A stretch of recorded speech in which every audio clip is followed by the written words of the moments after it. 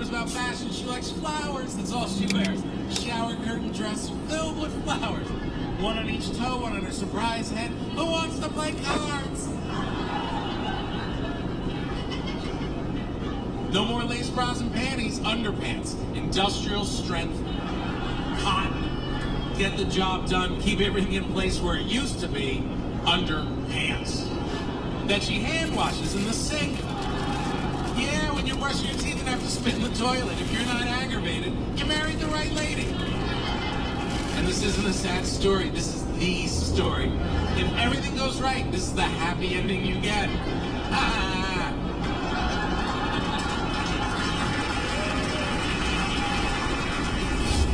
Beauty has its place, it does. People like to hear that, oh, what a beautiful child, beautiful. People like to hear that, beautiful child, beautiful. They don't like to hear, ooh.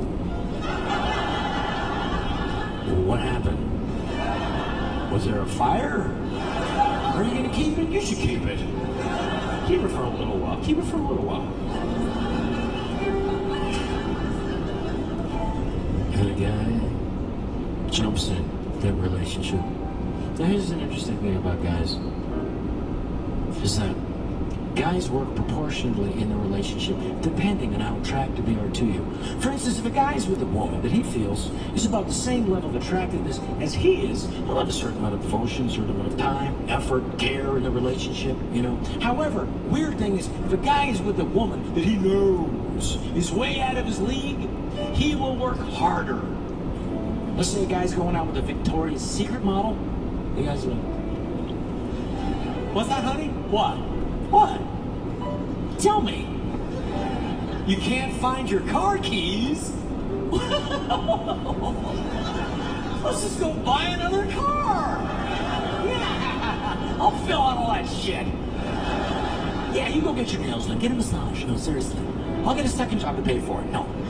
I don't need sleep. You married a strong guy. But if it's a guy who feels he's about the same level of attractiveness as the woman he's with, so what's that, honey? What?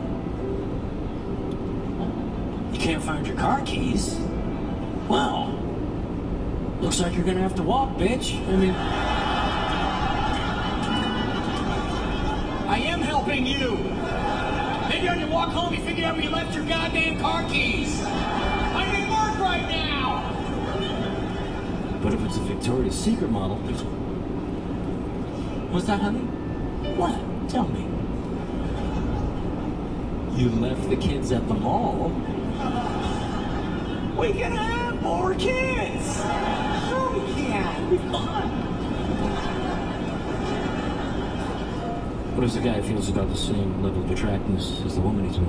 What's that, honey? You left the kids at the mall? Well, that was fucking dumb, wasn't it? Well, yeah, they're with me right now. They're not gonna call the parent who fucking left them there. That would make them dumb. They found your goddamn car keys! I'm at work right now! But if it's a Victoria's Secret model... What's that? What's that, honey? You killed my mother? Well, she's been feeling terrible recently. Somebody had to do something. Thank you. I love you.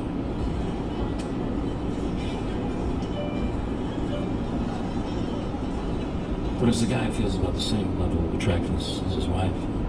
What's that, honey? What? You killed my mother? Well, she's been feeling terrible recently. Somebody had to do something. Thank you.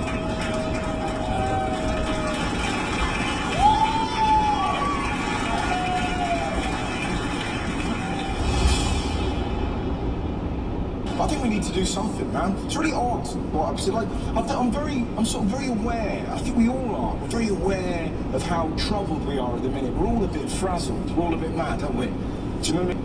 Do you know what I mean? In the last couple of years, we've all realised, no, I'm a bit crazy. Yep. Do you know what I mean? I have thoughts that I never used to have. I'm about to go to bed and my brain's like, you're gonna die.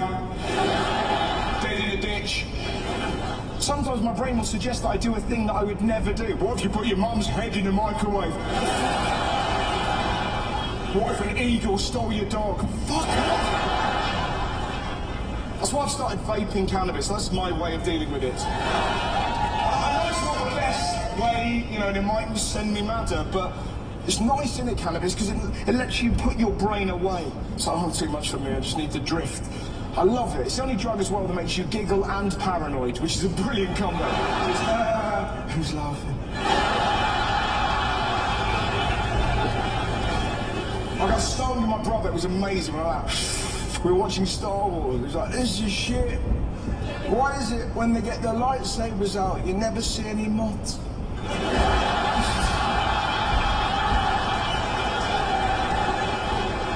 I got stoned with my mum, I recommend you do that shit. Cows have got no emotional range. See them in a field, they're always the same, aren't they? I've never once heard one go, moo. You must be happy you'd never know it. You'd never know it. Be a nightmare if you worked in a toy shop, wouldn't it, Russ? Imagine trying to sell a toy zebra.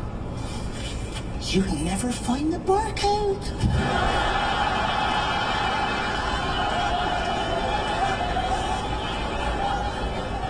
She doesn't need cannabis, my mum. Her brain is wonderful.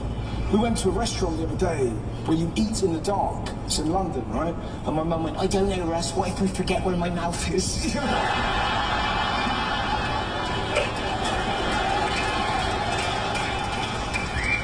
She keeps a hula hoop underneath her sofa. I found it the other day. I was like, what's this? And my mum, Well, when I watch the news and it's awful, what I do, I put out the hula hoop, I have a little dance, and I feel better. And then she said this, she went, I think you'll find there's a lot of ladies my age who do a similar thing. fucking no, there is not. How much better would the world be if there was? Your husband's dead. You're joking. Hey, I'm Brian Reed, and you're listening to Netflix is a Joke Radio on Sirius XM, Channel 93. Remember like 10 years ago, someone would be like, I saw a documentary. And we'd all be like, nerd. Now someone's like, I saw a documentary. It's like, well, of course you did. How else can you keep up socially? You've got to see all the documentaries to know what's going on and what did go on and what will more than likely go on. Did you guys see that OJ documentary? How did more people not see that? It's incredible. His one friend he grew up with the raspy voice. You know what I'm talking about? That dude. OJ! Growing up! OJ was always murdering people. But OJ can't be murdering people. Boy, what did he do for the why? Why would OJ? His whole life his friends are like, I know, you gotta speak up.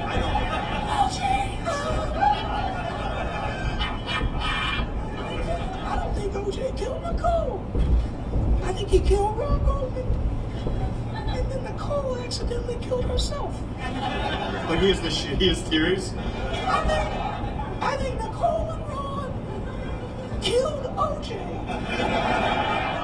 And then the two of them together embodied what we now know as OJ. The documentarian's like, I can't use any of this footage. I can't use any of this. Where did you even get that? I don't know. I haven't seen him in like 35 years. He might have done it. Actually, he did it. I don't think we even need some of these documentaries like the planet Earth and life. Like, who is that optimistic about our intellect as people? Like, we're not there yet. I don't need to learn about a species at the bottom of the ocean I'm never going to interact with. Let's pull it back. Let's do some documentaries just about some simple shit. You know what I mean? How does this microphone even work? None of us know. None of us know. None of us have ever known. Our entire life since we were kids, we're like, that's the voice stick boom machine. If someone asked me, how do you think it works? I'd be like, well, I guess the sound kind of drifts over the metal cage. Then the metal cage is like, get out of here! And it just goes through the sound hug.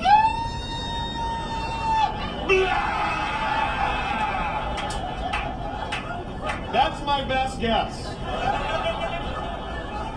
I'm 36. My best guess is something a child would just rattle off the top of their head in their first time ever thinking about it. I don't know, I guess it's just blah, blah, blah, blah. Like, okay, well, either you're advanced or you're heading down the wrong road. Concrete? Sorry to turn this into a TED Talk. What the fuck is concrete? You know what I mean? Like liquid soupy shit? Then it's hard forever? It's just hard forever. Okay, Illuminati. Okay. Good luck transporting me in a normal truck, it won't work. You have to put me in a cartwheel funnel truck that's always in motion. I'm high maintenance, I'm concrete. You could ask people who work in concrete, like, how does it work? They're like, you know what, I don't even know. It's just like it's liquid soupy stuff and then it's just all of the buildings, you know? It's literally all of the buildings. You ever ask a friend how a record player works? Like, oh, well, the needle grabs the sound. What? Fucking listen to yourself. The needle grabs the sound? What does that even mean? Well, there's grooves in the vinyl and the what is happening in the grooves that the needle is aware of and grabbing? What physical thing is happening in that? The show is now over. The show is over. Turn off the fake cameras. We won't need them. We're just going to rant and get to the bottom of stuff now.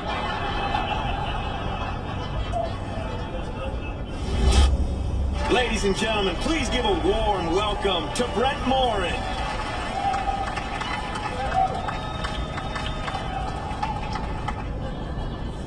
Thank you. I didn't say anything yet. That's just laughing at my physical appearance. I bought this jacket. I said, I'm doing it. I shrunk my pants today. Let's get all that out of the way. I have calf pants now. This fucking hurts. But right now I feel hot, so I don't need negativity from anybody. Just want to get through this. I got a lot of shit to say. How are you? You haven't laughed yet. I'm gonna need it. Thank you. I think Uber's ruining my life. I used to drive. And I don't do it anymore. I don't. There's no point. I don't do it. And when I drove, I had boundaries. Like, here's the thing. I learned with Uber that I give into peer pressure way too easily. Because when I drove, somebody had asked, like, Brent, you want a drink? I'd be like, I'm driving, and then they would let it go. But now with Uber, I realized that if you look cool and ask me twice, I'm in. That's not a good quality to have. I wish I didn't have that, but I feel like I need to do that. It doesn't matter how important tomorrow is. Just look cool, ask me twice. Brent, you want a shot? No, I got an early morning flight. Come on! All right. And I UberX. If you don't know what that is, UberX, it's basically like a Toyota Camry. It's basically the car I own. Picks me up with a guy who looks just like me. And then I pay him to take me somewhere because I have no willpower. And I sit in the front seat. I didn't know people sat in the back seat of a Camry. What are you doing back there? Playing make-believe? You didn't make it. I didn't know anybody sat in the back seat of an UberX until I watched my unemployed friend get in the back seat of a Honda Civic. It was the most disrespectful shit I've ever seen in my life because it was a two-door Civic. I've never seen somebody try harder to be more disrespectful in my life. It was the funniest thing. He's like, see, hey, call me tomorrow. I'm in. I'll go see the game. And he didn't know how to get the seat back. So he's like, what do? You pull up and then you push? It's like, just get in the front seat, Kyle. Fuck you. He works for me for 10 minutes. Could you help out? See, fluttering, you know? What do we... Help me out! And the guy helped, and then he got in the back, which was way less comfortable. And then that little triangle window, he's like, call me tomorrow! Hey, you know?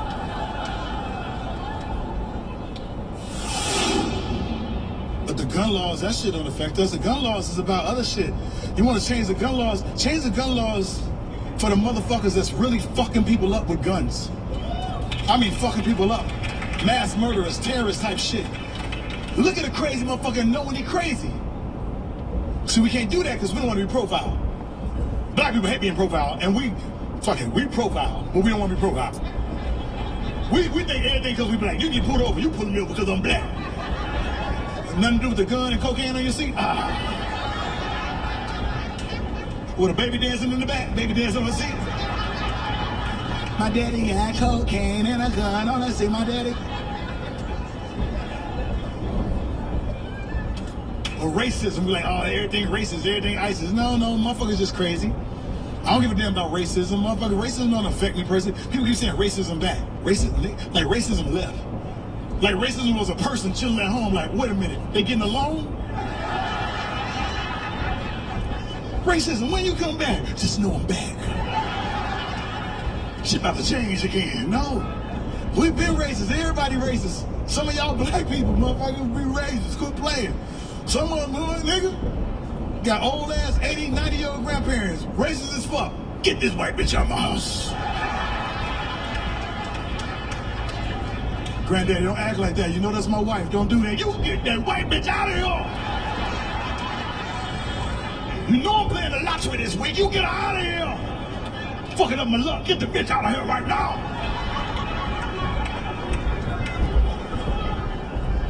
The grandkids miss you. Get them mixed motherfuckers out of here. Get them BBs out of here. BBs, beige babies. Get them out of this bitch. Little beige motherfucker. They miss you. They miss me being a slave, nigga. That's what they miss. Go to my chair right now if I play these numbers. So I don't want to hear about racism. It's a decision to make. Certain jobs, black people still don't trust black people with.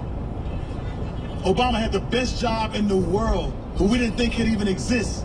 And still, certain jobs, niggas don't trust niggas with. Ain't that crazy? Obama, cool ass job, walked in there super swaggy, love hip hop, fade was dope as hell. On the way in, fly, on the way out, fly, on the way was freeing motherfuckers. Just walked in the jail, free Gucci man, nigga. He let Gucci man go. And still to this day, black people don't trust black people with certain jobs. You walk in the tax office, the nigga working there.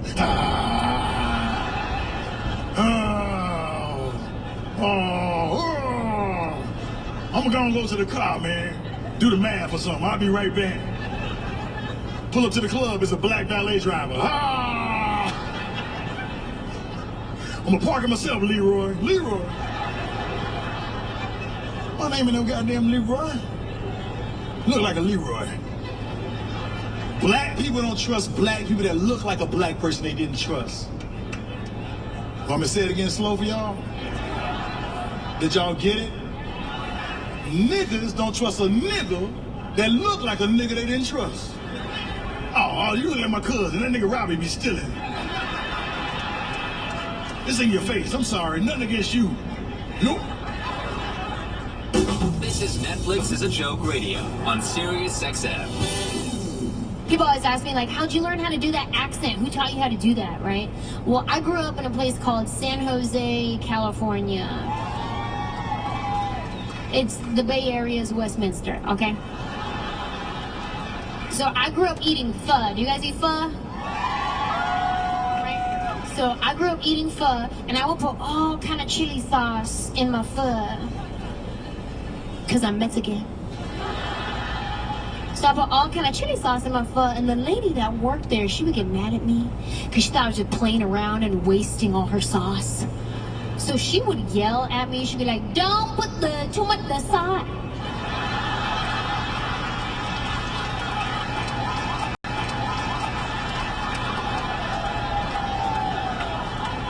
If you put too much the sauce, you get the whole thing up. If you do the sa, you do the one time. You do sa, no sa. Sa, no sa. Mama say, mama sa, my son, no sa.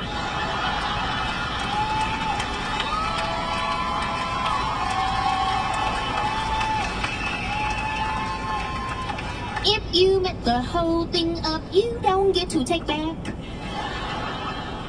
Chúc mừng ngày mai bụng nem xeo chiếm trình bài môi cấm cười C123 bụng nem xeo. Quê làm mai chiếm trình bài môi cấm cười C123 bụng nem xeo chiếm trình bài môi. Chúc mừng ngày mai quê làm mai chiếm trình bài môi quê cấm cười C quê cấm chúc mừng ngày mai 123 bụng nem C don't get to take back.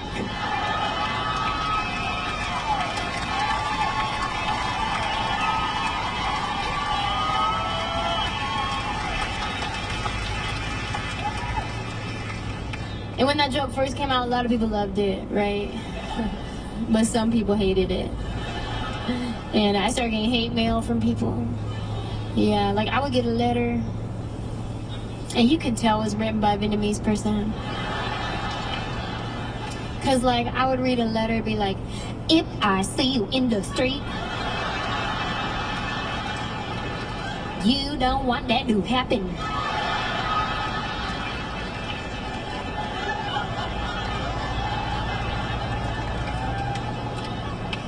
Whoa. And it started getting real crazy, right? Started getting death threats. One time after I showed this Vietnamese guy, he was so mad at me, he yelled at me, he cussed at me, but he didn't cuss correctly. He came up to me real mad. He was like, what the fuck?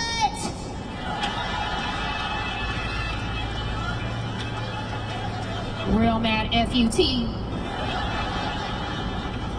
What the fuck? I was like, sir, I don't even know if that counts. I'm Angela Johnson. Thank you guys so much for coming out to my show. I think we're all just traumatized from childhood, don't you think? You know what I mean? I never had anything horrible happen to me, but just like subtle things that kind of mess with you. Like when I was 7 years old, I had to have my tonsils taken out, which doesn't sound like a big deal, but it was pretty scary. First of all, when I was a kid, they took tonsils out willy-nilly. You coughed, cleared your throat, they'd be like, take his tonsils. Nowadays, they're like, I don't think we should be taking everyone's tonsils. And then they're like, whatever, we're up for whatever you guys want to do. It doesn't matter. But I had my taken out, and they knock you out for that surgery. They knocked me out, and then when I woke up from the surgery, I was missing my 2 front teeth. They just took my front teeth. Nobody told me, nobody asked me, I didn't sign shit. Had them before, didn't have them after. They were a little loose, they were gonna come out anyways, so we just took them out for you. And I was like, I've never heard of that policy in my entire life. I know I'm only 7, but still, no one's ever mentioned that to me. I don't buy it. I feel like they were bored at the end of their shift, and they were like, how funny would it be if we took this kid's teeth out of his head right now? How classic would that be? And then the doctor assistant or whatever was like, we can't do that. This is tonsil surgery. He's like, who gives a shit? He's 7, he's a little bitch. Look how short his pants are. Let's take his teeth. I couldn't believe it. I was like, I twisted you! I was spinning and crying.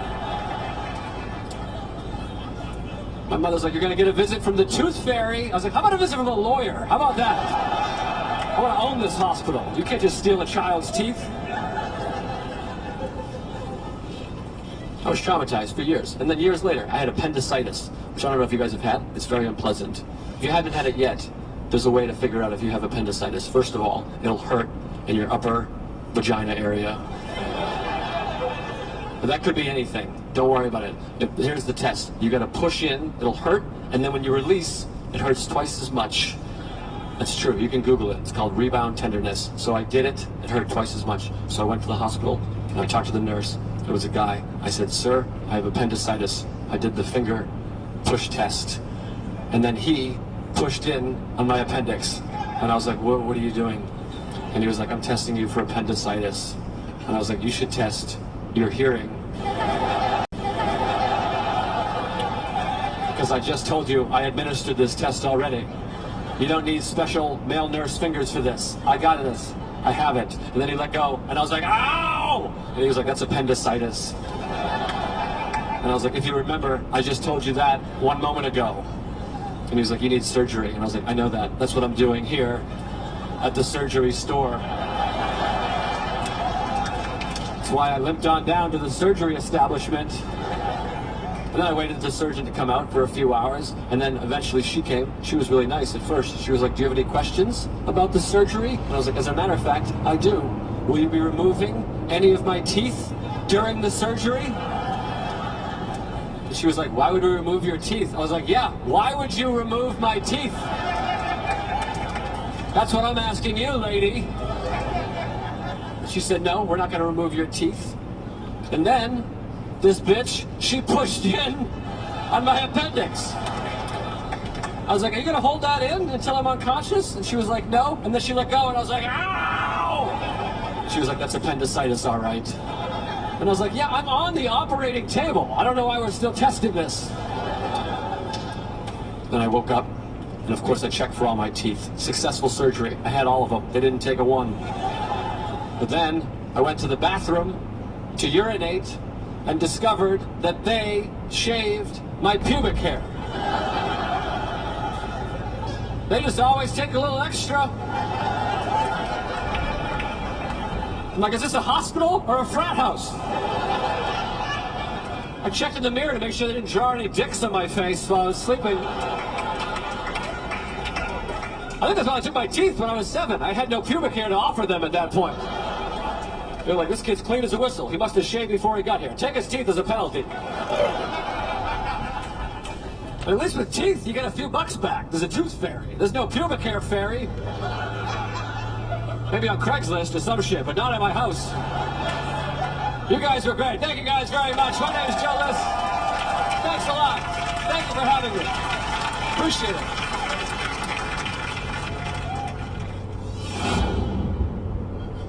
Oh, man, it's good to be here, man. All I do is smoke weed and watch the news, so you just go out in the world after that, and you're fucked up all day. You are. This shit is crazy. Because when I'm high, I see shit I don't even like. Trump shit is fun to watch when you high. Because he do shit I didn't know you could do a 30-minute speech and only use 18 words. That shit is crazy. That shit is amazing. He pick one word and he ride that bitch out. Whatever that word is. And we all know it's a lot of people. It's a lot of people. It was some people, then it was some other people. Those people called other people. They joined those people. There was plenty of people. So many people. You wouldn't believe all the people. At one point I said, you know what? Too many people. Tell those people we don't need those people to be people. When they're peeping through the peephole, stop being people. And you at home like, it had to be a lot of people. Ain't no way it wasn't a lot. He just said it like 30,000 times. It had to be a lot.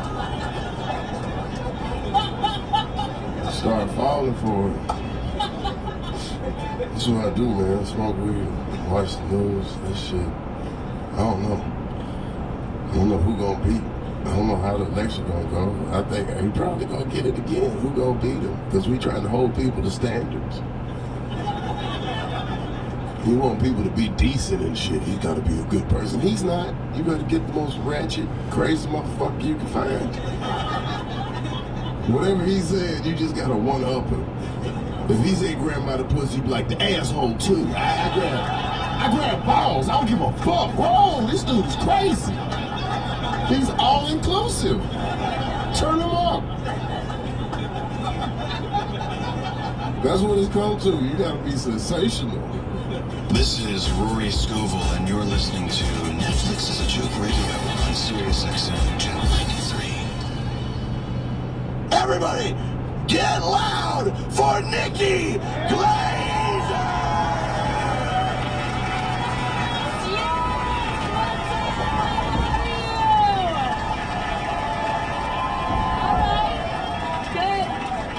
Me too. Oh, I said me too. Okay, shit. Damn it! I have to tell my story now, real quick. This is no way to start a comedy show. Clearly, let me just get it out of the way. I have a Me Too story. Every woman in the business does. A guy that I worked with and trusted did something pretty gross to me, and it was backstage one night before a show. We were hanging out in his green room, and he got up to shut the door, which was fine. I thought we were gonna smoke pot or something, and then he locked it, and that's when I was like, wait, what? And then he proceeded to then turn around and expose himself to me emotionally. He started crying, and it was one of the most disgusting things I've ever seen a man do. I didn't know what to do. I froze. I was just like, hey, can you take your dick out so I have somewhere to look? Because I don't know what's going on with your face. It's wet and red, and I don't understand it. So be a man right now and take your dick out, okay? Because at least that I've seen before. I know that's old hat at this point. There's a protocol for that. If a guy takes his dick out and you don't want to see it and you're uncomfortable, you know what to do. You just kind of like go, and you just kind of laugh nervously and kind of back out of the room and then go, okay, and shut the door and then get blacklisted from the industry. So there's a system in place.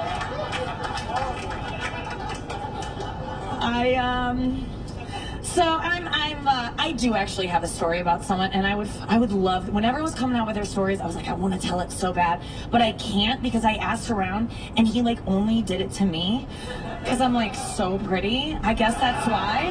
That's why they do it, girls. When a guy does something gross to you that you don't want him to do, it's because you're so pretty. He couldn't help himself, right?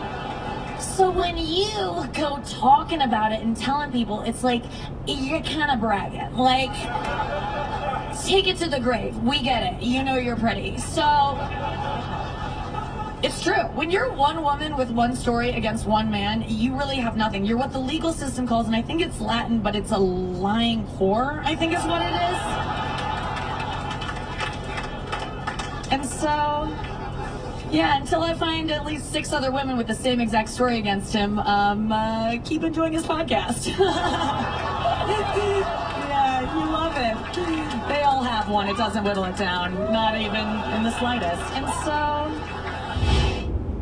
I do not watch porn, but I feel like I still know what happens in it because of the things that people try on me. That is the real trickle-down economics. My field research suggests that choking is very popular in pornography right now. It's very choky out there. You can't choke a woman on a first date. We need to be already positive that you're not going to kill us for real.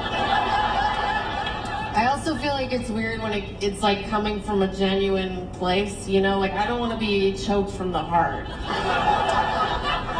If a guy is slapping me in the face with his dick, I need to know that he's doing it ironically. I feel like I could tell that Donald Trump was gonna win by the way the guys were choking me. I saw it coming. Yeah, because whenever I would have sex with an unsuccessful straight white guy, like, I did not seek it out, but it's very easy to meet them around comedy. I would just see this like look in their eyes, like, yeah, this was supposed to be my world, bitch. And I was just like, oh no, Trump is gonna win. Look, I'm not trying to like kink shame anybody. Like, if you're into BDSM, like, that's great. Like, I don't personally want to be like whipped by a guy in leather, but I'm very down to be smacked around a little by a guy in a flannel. Like, this one guy I used to sleep with from time to time would say stuff to me. He'd be like, I want to destroy that pussy. I was really struck by how unrealistic his goals were. It's like, we have menstruation and childbirth. Like, what is a vagina if not resilient? Oh, thank you. Yeah, I really did not want to disappoint him, though. I was just like, dude, I don't think you're gonna destroy that pussy, but if it makes you feel any better, you have had a very negative impact on my life. I also hate when guys ask these really corny questions because I feel like there's no way to respond authentically, you know? Like, if a dude's like, do you like that? Do you like that? I can't just be like, yeah, I'm all right with it. That's weird. Or if he's like, do you like this cock? I can't just be like, yeah, I don't know if it was worth the trouble. Like, it's fine, your cock is fine. There's nothing wrong with it. It is similar in size and shape to a lot of your friends. You can't really be real like that. You just have to be like, you know? I hate that. There's this phrase a lot of guys say in bed. I think it must be in porn a lot because a lot of them say it. They'll be like, come for me, come for me, come for me. I just don't know if it's ever worked. Not just on me, but on any woman. You know how I know that? Because I've never had a single female friend say to me like, hey, last night was so hot. I slept with this guy and he just nagged the fuck out of me. It was amazing. I hate the way that porn has made people think women's bodies are supposed to look. Like this one dude told me that he was scared to go down on me because I have pubic hair. Scared? That's the word that he used, was scared. Yeah. I had to gently remind that man that men used to have to fight wars. Your grandpa was in the trenches. You can get in the bushes, my friends. Be brave. All right, thank you so much.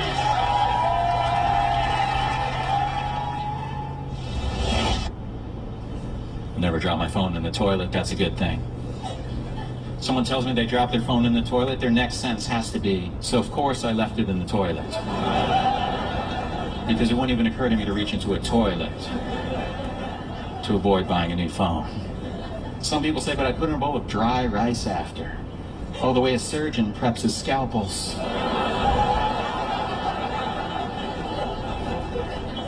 I think I saw a show about that on Discovery Channel. It's called Uncooked Rice, Nature's Disinfectant. I asked this woman if she ever dropped her phone in the toilet. She goes, I did, but there was no pee in there. Really? Never? That is the luckiest series of events ever. You're installing a new toilet, you're first in line, the mayor cuts the ribbon, the glare from the scissors blinds you. You slip, you fall, you drop that phone. Where does it end up? Ah.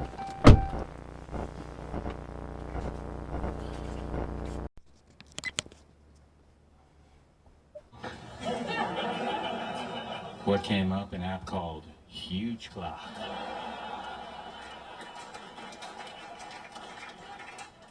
Even people who've seen Big Ben are like, oh my God. It pales in comparison. This is Netflix is a Joke Radio on Sirius XM. Netflix is a Joke Radio is on Sirius XM with jokes from comedy specials streaming on Netflix from Amy Schumer. I didn't even know you liked me. Like, I'm still on Bumble. Dave Chappelle, Jim Gaffigan, John Mulaney. I got this under control. Mike Birbiglia, Chris Rock. You think kids were nice to Mark Zuckerberg? He invented Facebook just to get friends. And loads more. Netflix is a Joke Radio, featuring jokes from comedy specials streaming on Netflix. Sirius XM, channel 93. The Bonfire with Big J. Okerson and Dan Soder. Can you look up 1980s wrestler Big Gulp cups? Look at those, dude. Nikolai Volkov, Iron Sheik, Mr. Wonderful, and the Hulkster, dude. But I remember I had Paul Orndorff. You did? Yeah, my parents would let me crush Big Gulps at 9. That's not good parenting. The Bonfire, weeknights at 5 p.m. Eastern on Faction Talk or anytime on the SXM app. Hi, this is Ricky Gervais, and you're listening to Netflix is a Joke Radio on Sirius XM. And what is your exact job title again? Personal advisor to the president. You advise the president? Yes. Really? I try, I swear to God, I try! How's that going for you? Look at me! You're a little stressed out. Oh, you think?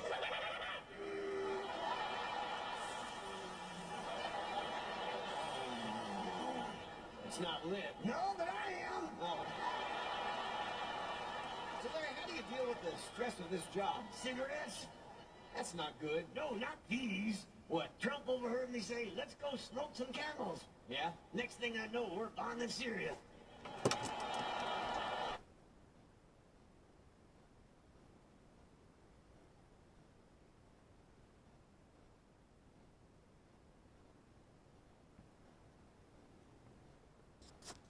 I try. I took my daughter this year, she's turned 15. I took her to a piercing place to get a piercing at the top of her ear, the one that goes across. It's called an industrial piercing. I took her to a piercing place to get that done. How cool is that? Pretty cool dad, right? I did her clip myself. I'm not gonna let some stranger. No. I'm not gonna let some fucking stranger. I'm kidding, by the way. I hate to be living in time, I gotta tell you that. I'm totally kidding. I did not pierce my daughter's clit. I promise you, nobody pierces their daughter's clit and then comes and tells a room full of people about it. That's information you hear years later in family court or something. We've had our fair share of awkward moments for sure, me and my daughter, but that's just not a real one. The real ones are probably worse. I'm from Long Island, New York. Yeah, that's what it deserves. All right, thank you. Can't invite. Thank you. A lot of people don't like Long Island. A lot of people shit talk Long Island, and a lot of them are right. But I want to know why. I'm like, how do they know? How do they know? And then I figured it out. People do not judge an area based on a book or research. They judge an area based on the reality show about that area. And Long Island's most popular reality show is a crazy woman who pretends to talk to dead people. This is true. It's called the Long Island Medium. I don't know if you've seen it. She's like an Italian gypsy woman. I forget her name. It's like Teresa Alavodka. Something disgusting. It's like Teresa Antipas for 3. I don't know. But she gets these sad parrots together in the back of the shitty Italian restaurants in Long Island. Because when kids from Long Island come back from the dead, they will only do so if they can eat ravioli one more time in a strip mall with this witch. Here's what you learn from the show. You learn that people from Long Island do not deserve to talk to their dead relatives based on the horrible questions they ask. It's always a guy that's like, Teresa, is that my daughter? Is that her? Is that Ashley Rosemary Nicole? Is that her? Okay, can you ask her if she's seen my wrench, please? And she's not a psychic, it's just that Long Island breeds a very specific type of monster. It's one of the only places in the country that she can walk out and be like, excuse me, I'm getting a feeler. Has anybody's toddler died?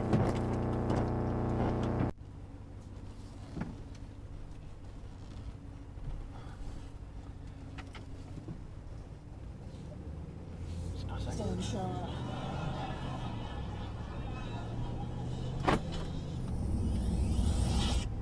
But you know what, yeah?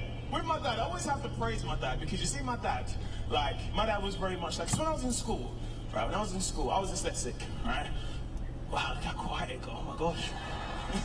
But some of you guys think, oh my god, he's dyslexic. Oh gosh, he can't play Scrabble. Some of you guys are like, that explains the bad Instagram captions because I've seen it, I can't see it. It's not they, it's there. It's not your, it's yours. The grammar police are here, boy. Ready to put commas and full stops where it's needed. But the beautiful thing about having a dad that's like that, you know, because when I was in school, I was dyslexic, you know, but I think for me, I was always like a bit of a class clown. You know, I got on with everyone. I got on with like the really smart kids, you know, but also like some of the school bullies as well. You know, you remember the school bully? Yeah, remember that guy? Strongest guy in your year group. What? No one could mess with this guy, yeah? But do you remember when he got his comeuppance? You'd be in an English lesson, and your teacher would say, if you could read next paragraph, yeah?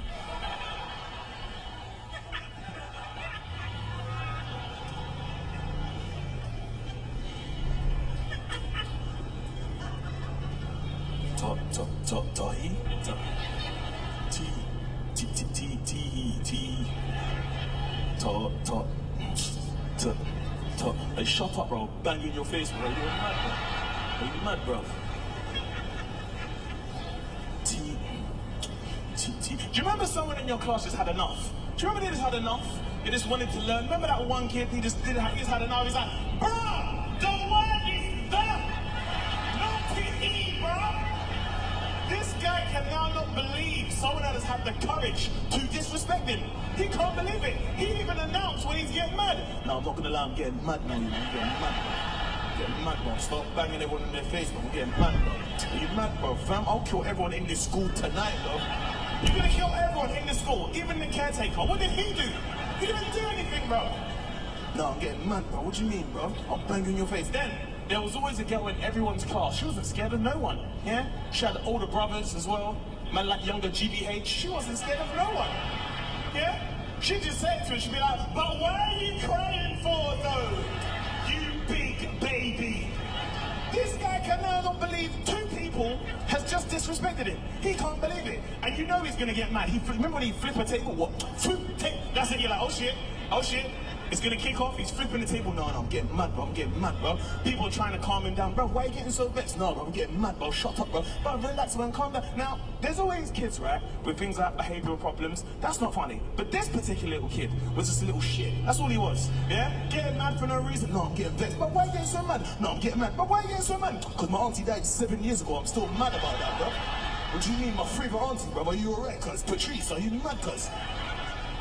Now, he had a rule. He had a rule, right? He would fight guys, but he wouldn't fight girls. Do you know what he'd do? He'd throw a chair at them, yeah? Yeah? He'd throw a chair. He don't care. Everybody remembers that kid. He's looking for his favourite chair. Well, you man, looking for his chair. Then he'd have his ride or die boy that would try and calm him down. You know he's always shorter than him. His name's like Mustafa or something like that. Yeah? Mustafa would be, no, bro, allow it, man. Allow the fighting thing, bro. No, seriously, allow all that, man.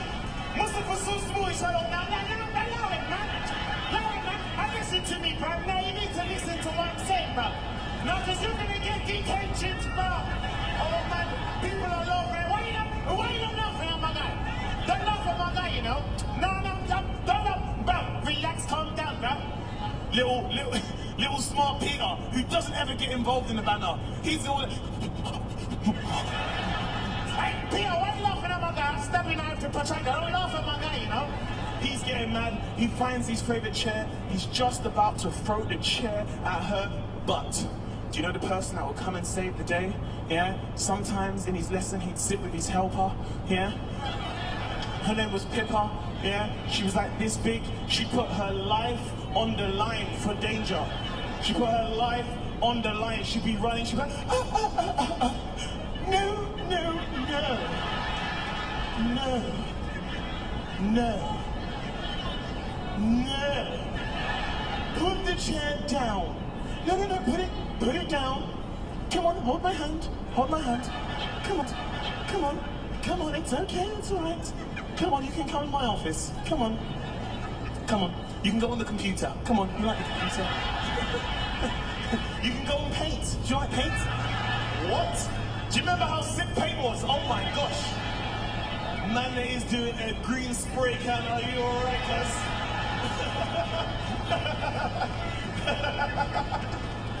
What man's gonna print that in colour, bro? Are you alright, cuz? That's my can there, you know. Younger Iceman. What? Hey, it's Jim Norton from Season 2 of The Degenerates. You're listening to Netflix is a Joke Radio on Sirius XM, Channel 93. I love faith, but I think it's good to have some doubts so you don't do crazy shit, you know? I mean, I think what America needs, we need an ISIS guy with doubts. You know, just a guy sitting there, Baknar. I don't know, Baknar. You know, sometimes things pop into my head. I don't really know. You know, the whole, you know, if I put on the suicide vest, go boom, then I wake up and there's 72 virgins. It's just so specific. But I'm sure it's totally true. I'm sure. I'm just saying, ideas pop in my head. Like, could we, you know, maybe women could drive? I don't know. Crazy. What if occasionally I had a beer? Would that be terrible?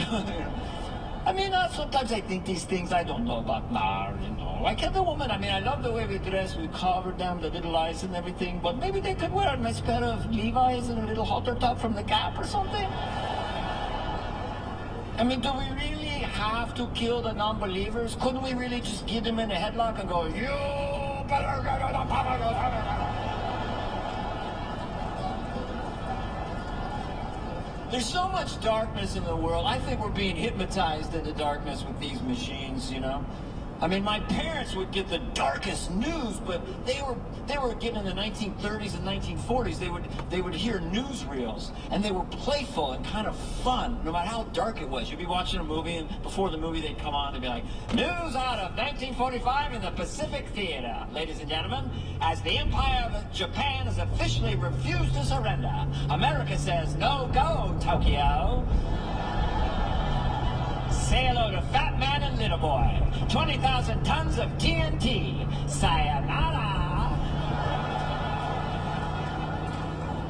I mean, when I first thought of this, I thought of the Bruce Jenner, Caitlyn Jenner thing. I'm friends with Bruce Jenner. I've not met Caitlyn. I'm sure she's really cool. I personally don't care what anyone does, transgender, gay. I don't care what anyone wants to do. I mean, I have a friend who's transbestial. He's becoming a cat. I don't care. But I thought that should have been more playful. It was so heavy. He's becoming a woman. Oh, my God. It should have just been like, you know, an Olympic gold medalist, Bruce Jenner, has announced today that he would like to become a she. And guess what? She's gorgeous. And when I thought of that, I called my friend John Lovitz because it sounded like John. And I said, "John, I just thought of a bit. I want to give it to you." And I told him, and he laughed. And I go, "John, you can have it." He paused and went, "I'll write my own material."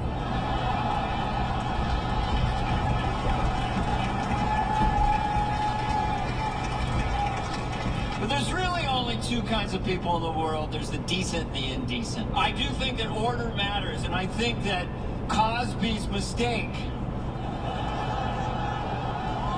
Yeah, Cosby did things out of order. That's all. He did it out of order. If he'd had consensual sex with a woman and then gave her an Ambien, no problem.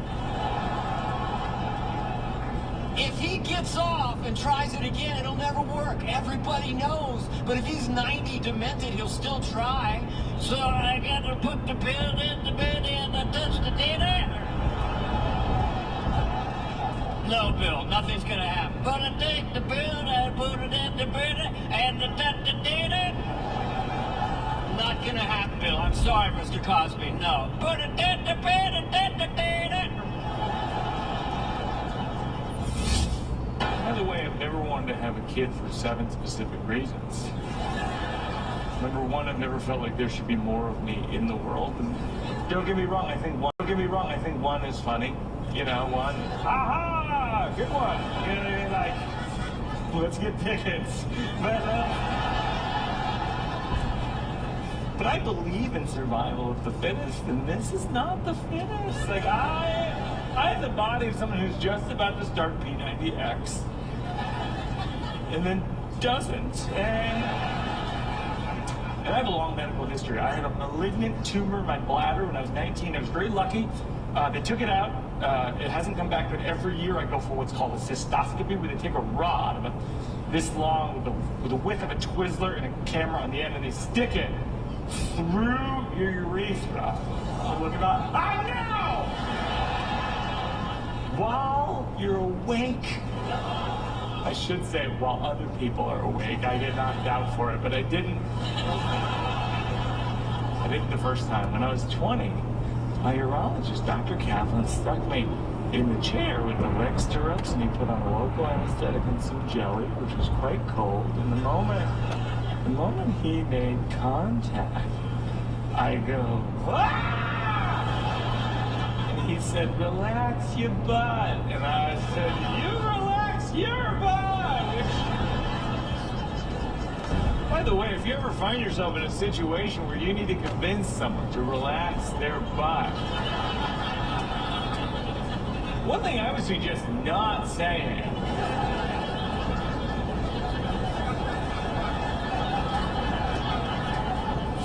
is relax your butt. I feel like it has almost a reversing quality.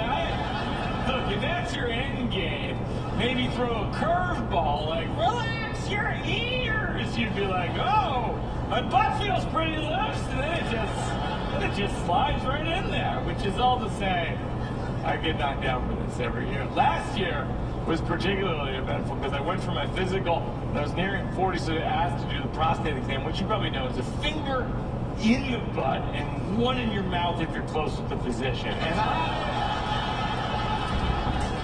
I think that's what it is. I couldn't handle it. Like, he went for it, and I was like, oh, no, thank you. And so when I went for my cystoscopy, I said to Dr. Kemp, like, hey, while I'm under, do you mind also sticking your finger in my butt? Dr. Kemp goes, yeah, I can do that.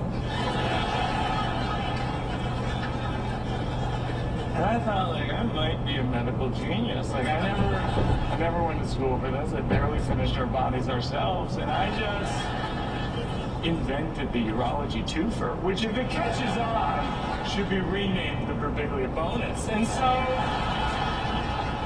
I had bladder cancer. I have a life-threatening sleepwalking disorder, which is very extreme. I mean, 13 years ago, I jumped in my sleep through a second-story window of a La Quinta Inn. Yeah, when I say through, I mean through the glass. The glass was double paned. I ended up with 33 stitches in my legs. The glass was a centimeter from my femoral artery. Had it struck there, I could have just bled out on the front lawn and died.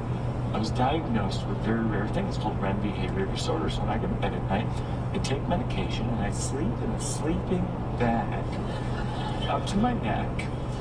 And I wear mittens, so I can't open the sleeping bag.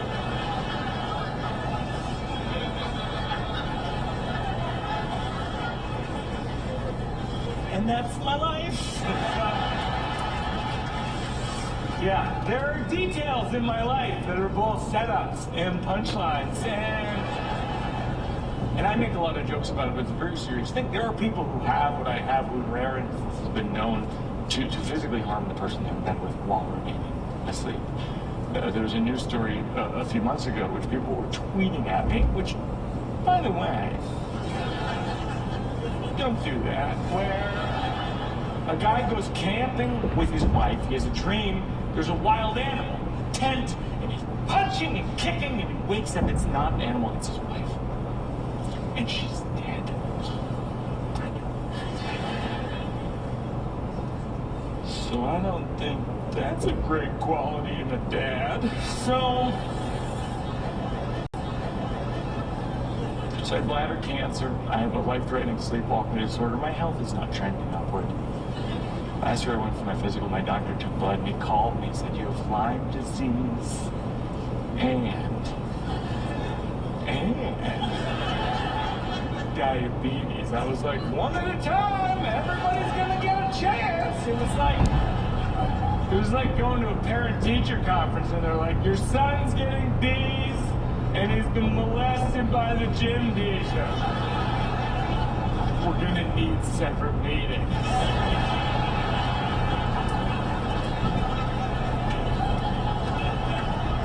I couldn't believe it. 39 years old, diagnosed with type 2 diabetes. He said, is there anything in your diet that might be spiking your blood sugar? I said, sometimes I eat pizza until I'm unconscious. He said, I think that might be it. So I have Lyme disease, diabetes, generally devoid of joy. I really am. I try. Like, I was listening to this TED Talk about how to find joy in your life. And the host said, one thing everyone enjoys is confetti.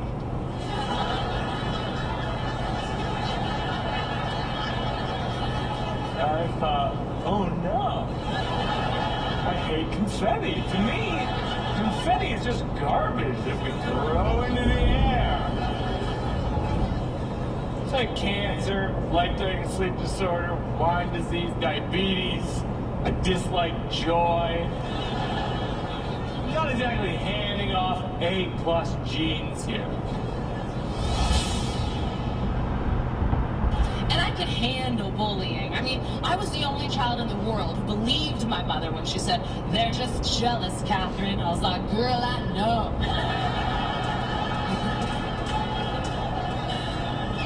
They could have victimized any girl in the school, but they chose me. And one other girl with a cleft palate and one leg, but we were the Kim and Kanye of the 4th grade. Because the only other place I'd seen women victimized for their looks was in magazines. So when it happened to me, I was like, oh, I have arrived. I was bulletproof. They'd throw paper at my head in class. I'd be like, who should I make this out to? And thank them for their support. I don't have a child like that. She cries. She doesn't want to go to school anymore. And teachers, if you're in, you do not get paid enough for the tremendous job that you do. And that's why I take my beef to the streets.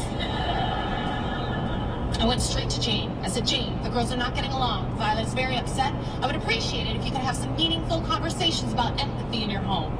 Jane, for the first time, wanted no involvement. She said, why don't we let the school deal with it? I was like, why don't I fuck your man? Yes, because I've been watching a troubling amount of Love and Hip Hop.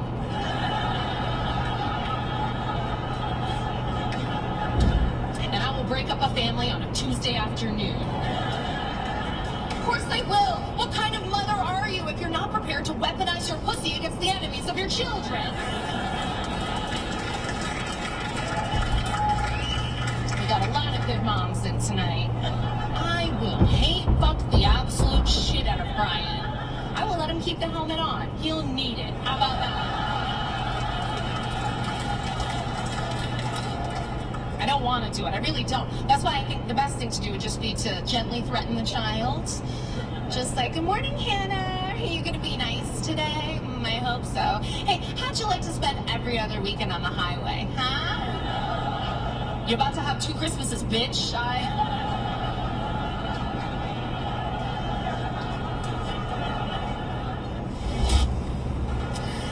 My parents were teachers, which is a noble profession, everyone says.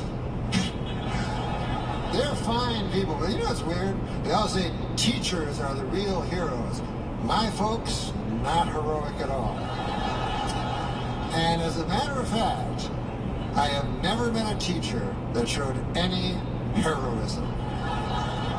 And I've known a lot of teachers because I was a student for years and years.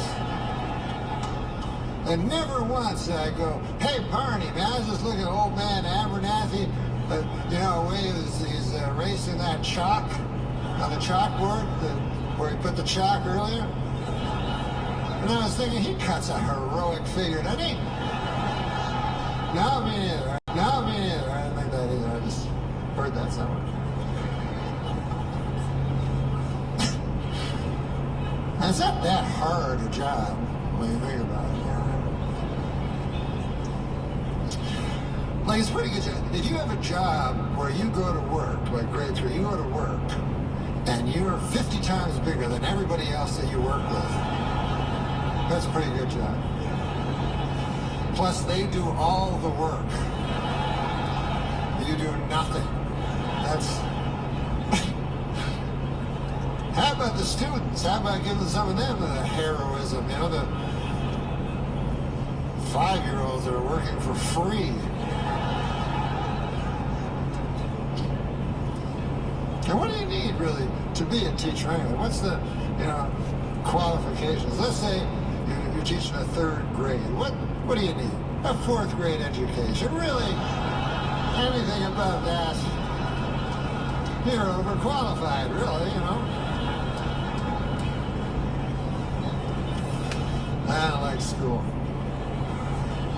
I like before school. Man, do you remember that? Before you had to go to school. Man, that was the greatest time ever. I'll never forget.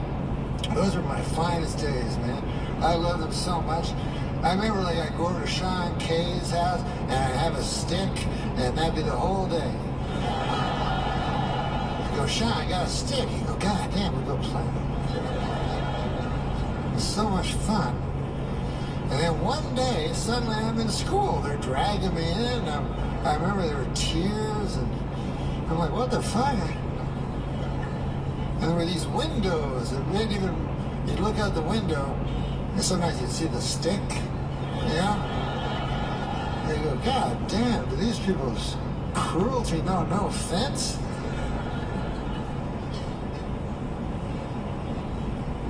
Nowadays, they have the ADD and stuff like that. If a kid's in class, it's like, hey, I'd like to go out. And they go, we're going to drug you. Then you won't want to get out, run around in the grass and have fun with the stick. You'll be fine. You'll be fine. But anyways, I'm old now. I was young. Hi, I'm Adrian Appalucci, and you can catch me in The Degenerate Season 2 with my fellow not safe for work comedians. Degenerate Season 2 streaming now only on Netflix. I am the shittiest famous person, okay? I'm a shitty famous person. Yes, I know. I always am like, I can't believe it's still going on. I say what I mean. I dress like garbage. Like my sister and I tried really hard. I'm like, okay, like let's do our best and tape it up and spackle it down but after I leave here, I will look like a newly homeless person very quickly. Very quickly, trust me. My sister dresses the same, but they'll still write about us as if we're the Kardashians. They'll be like, the Schumer sisters stepped out today. Amy opted for performance fleece and a pleather jacket from Forever 21. And my favorite thing they ever wrote was, and Kim chose to wear a bright red and gold beanie to add to her ensemble. They photographed me once, and this was the headline: Schumer buys pastry so she can work out. Kind of mean, right? No, they hit the nail right on the fucking head. That's what I do to work out. That's what I do. Before I work out, I go and I buy a scone, and then I slowly walk around a reservoir and I eat it. My workouts are like a woman in hospice. Just like nibbling on a baked good, looking at the trees and the birds. I'm so disappointing to them as a famous person that they'll try to make it sound sexier than it is. They're like, Schumer flaunt their legs in teeny tiny shorts. And you guys have eyes. You understand that that is not available to me. Like, there's no separation between church and state up here, okay? I didn't even know what a thigh gap was. I was like, is that like a wage gap? Do we need to rally against this? Since I'm 10 years old, I can't wear tiny shorts. If I take one step, all the material shoots up my pussy. I like pull it out like a magician. Fucking dove, just like, fly! I have to lather deodorant in my crotch so I don't chafe to the point of bleeding out. Right here is when my thighs stop touching for the first time. Together, apart. Together, apart. Together, apart. The fucking teeny tiny shorts. Fuck you! Fuck you. I got photographed paddleboarding, stand-up paddleboarding, which, can we all just agree to stop pretending like that's fun? What do we, just what? Would you like the sensation of being in a canoe without the comfort of a seat or the safety of sides? No. Have you often wondered what it's like to work on a gondola? I can't say that I have, no. The picture of me, I didn't even recognize myself, because obviously I don't suck in anyway. It was just like, I looked at it and I was like, oh my god, Alfred Hitchcock is alive and loves water sports. Fuck yeah, you know? I think people have a tendency, we look at somebody and we decide we know all about them. We put someone in a box, you know, like I think everyone thinks that all celebrities live exactly the same. Like we all live behind big gold gates, down a long winding driveway and to a big round motor court with a fountain in the center shooting up in the air, and double doors leading to a 2-story entrance, and matching curved staircases to the second floor, and a chandelier made of crystal, and gold toilets, and what else do I have?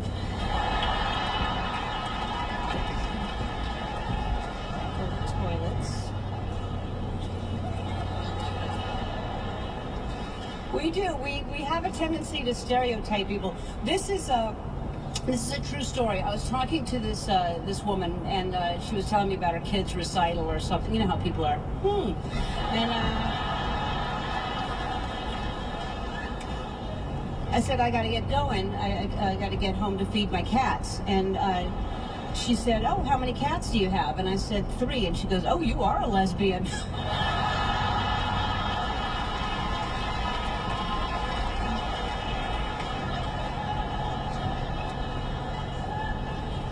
I said, I got news for you. That's not what makes you a lesbian.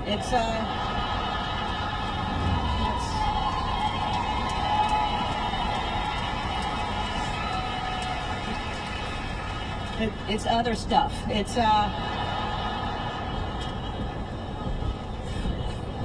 I said, I have 3 dogs. Does that cancel it out in any way? Or what if I had 2 cats? Does that make me questioning? Or am I not quite gay at that point? I don't know. I am still gay, by the way. Still, oh, thank you. Thank you very much.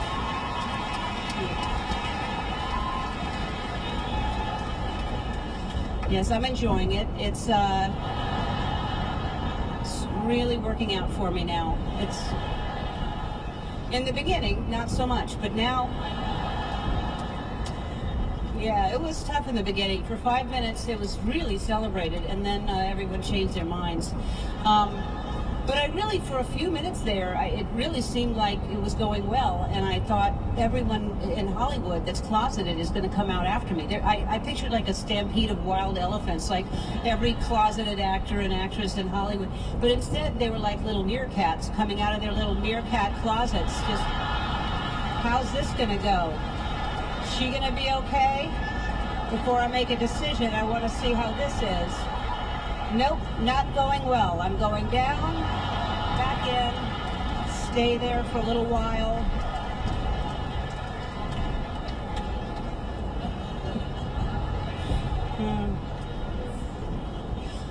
I just think it would help if more people came out. There are a lot of children that it would impact. A lot of kids would be helped by that, you know? And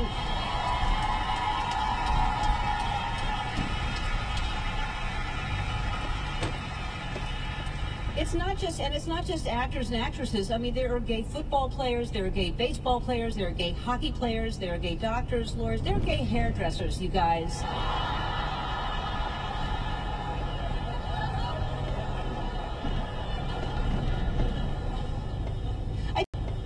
I just think when something is talked about and when you see representatives of whatever the subject is, it demystifies it. People aren't afraid of it anymore. Like dandruff.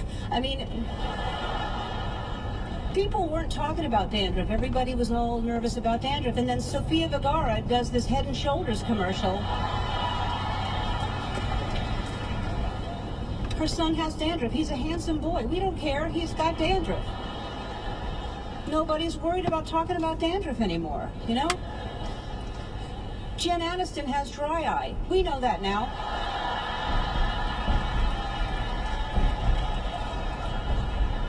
She's your friend, she's my friend, she has dry eye, and that's okay. She is my friend, and she hid that from me. I had to learn about it on the commercial. She was ashamed.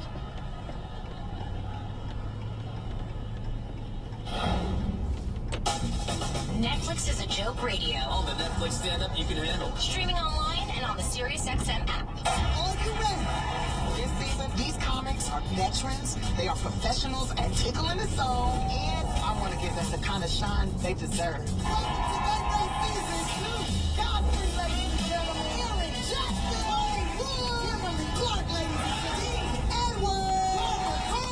This season, I purposely made sure everybody was black because I'm black. Was that too much? I'm sorry.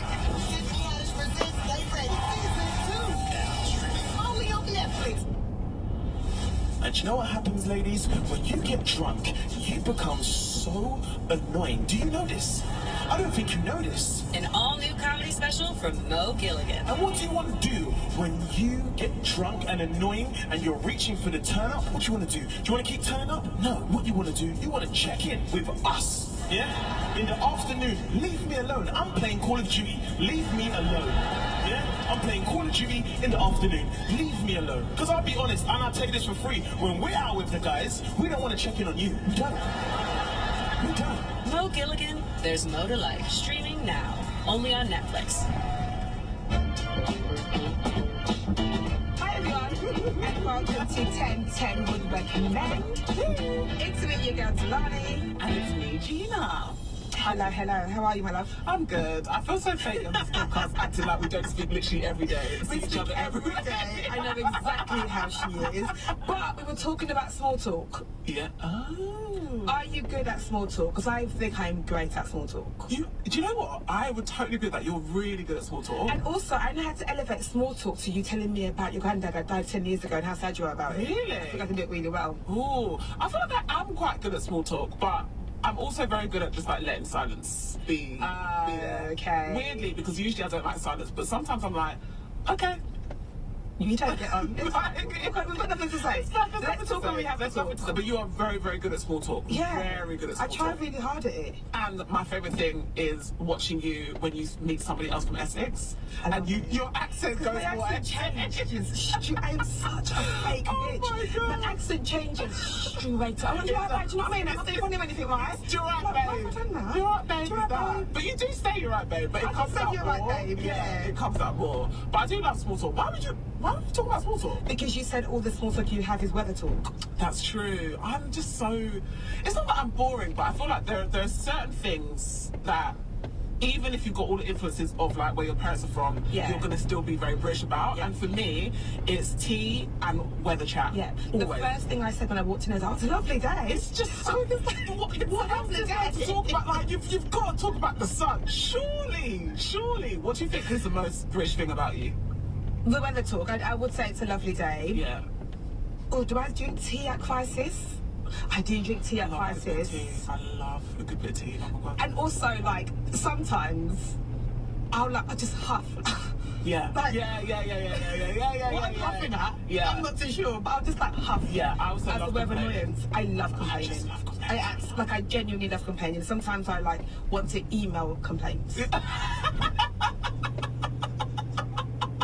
Just email it. I bet you're really good at email complaining. Yeah, you I send them love often. it. Not often. I do. Okay, the people that get my most email complaints, let me tell you this, if you're listening, right? It's my local council. And you know the ones, especially now you have a house as well. That's exactly why. What am I paying for, please? When I first started paying when I went to go and register the council tax, I ring up and she's like, that's like, ma'am. And I was like, and then she's like, do you remember the whole payment? And she's like, do you remember the whole payment now? I was like, yeah, cool. So I was like, that's cheap. Let's say she says 100 quid. Yeah. She's like, yeah. I was like, yeah, sure, that's cheap. Let's pay it all now. And then she was like, no, that's per month. I was like, sorry, what? I thought the 100 and something was... No. She said, no, yeah, per month. I thought the 100 and something was per year. No, yeah, per month. I was unaware so bad. that money was a monthly amount that they take from me. I genuinely thought it was a yearly amount. Because when she was surprised that way to pay the year off, I was like, sis, I'm not broke. And then she was like, no, it's 100 something a month. I was like, okay, cool, yeah, let's do that monthly. So ever since that's what I pay, if my bin is not collected by 9 a.m. on a Friday, the council hears from me. And you know what? The money, look, I want to give money to council. Respectfully, I do. But what am I paying for? What am I actually paying for? Because you're not mowing the grass outside my house. You're not doing that. You lot are not doing that. Like when there's leaves and all them, you're not do that. I mean, killing.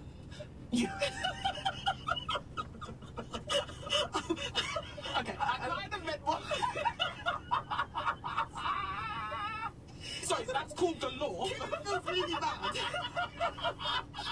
It feels negative. I feel like it'll keep me up at night if I was to kill. I don't think I'd recover mentally if I killed anyone. I mean, like, for example, okay, the example of mine is like, if a line that I don't like being crossed personally, so like generally it's fine for most people, is like, if I tell you something, and you tell somebody else, Yes. And the thing is, I actually don't mind people telling my business, but don't make me find out. Don't make that come to me. Yes. And now I'm like, so I can't tell you nothing. And also, And the party you throw for a couple having their fourth kid is called a vasectomy.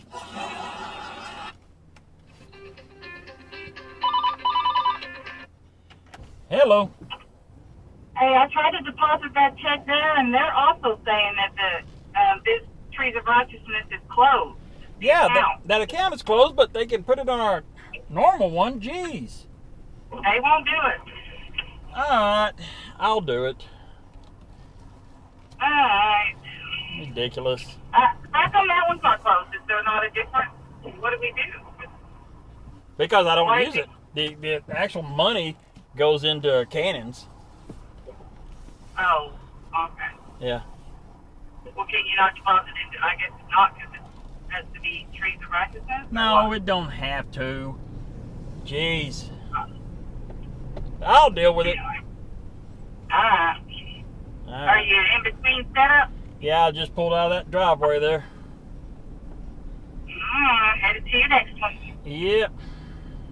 I'm headed home from the doctor torturing her, and you've got shots in 2 weeks. You got to take her back, and then 4 weeks, and then 4 weeks. Good Lord, how many shots that dog need? She gives 4 sets, and they don't show that she's had a set of shots. No, we had that paper that showed they had sets.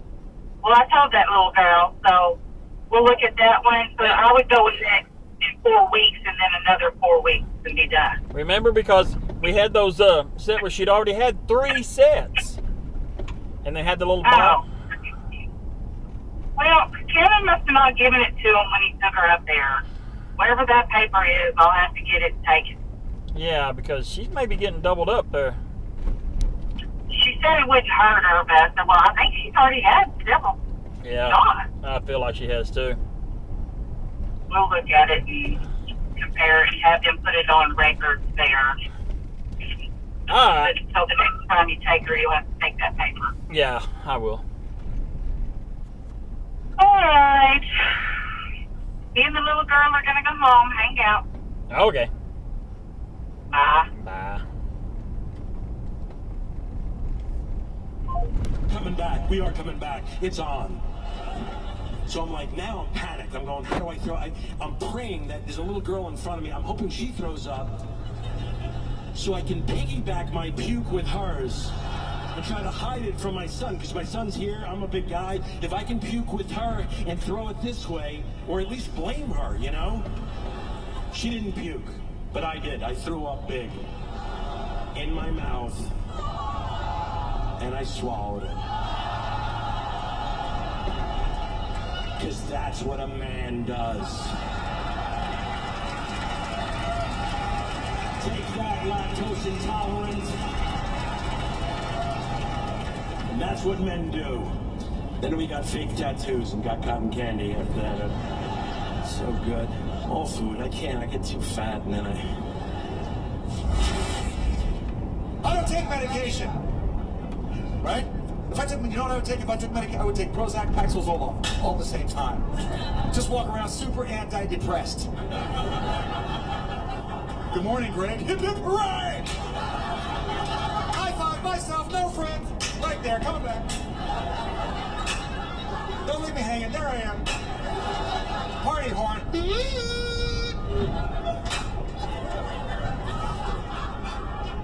If you took other medication, bad news would have no effect on you. That's what I'm saying, right? You'd be unflappable. Nothing would bother you. Your girlfriend's pregnant. Yeah! It's not yours. He's the man!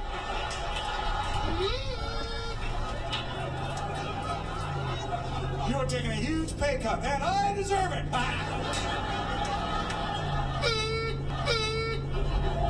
Your dog has worms. So do I. Who cares?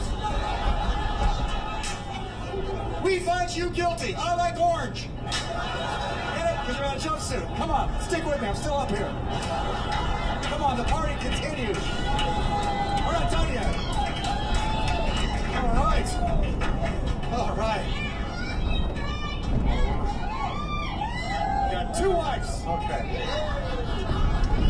All right. Okay. I'm up on points with that girl. I'm up on points. Ladies have us on the point system, right? He's way up on points instead, right? Papa, I was out with this girl on a date. I did some shit in like. She goes, oh, you just lost some points. I did not see a scoreboard anywhere, you know. I was doing my impression of her mother. Deadly accurate. Well, you just lost some points. Like, really? How many did I start out with? Don't ask any questions. You're just going to lose more points. We'll transfer my account to your younger sister. Come on, everybody. You know that one. You're looking at a point-losing machine. Man, you ever sucked in a spaghetti noodle too fast and it pops in the eye like a whip and your feet shoot out? You fly over backwards off your chair? Yes or no?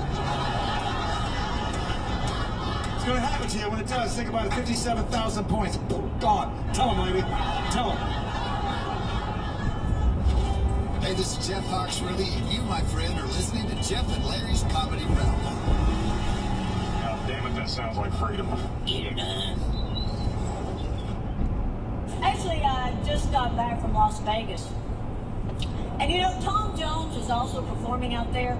And I was amazed to see that the women are still screaming, rushing the stage, throwing their depends.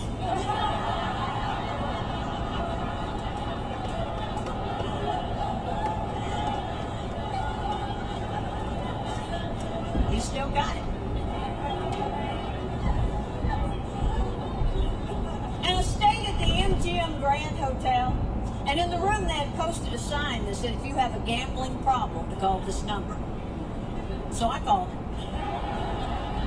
It was a bookie.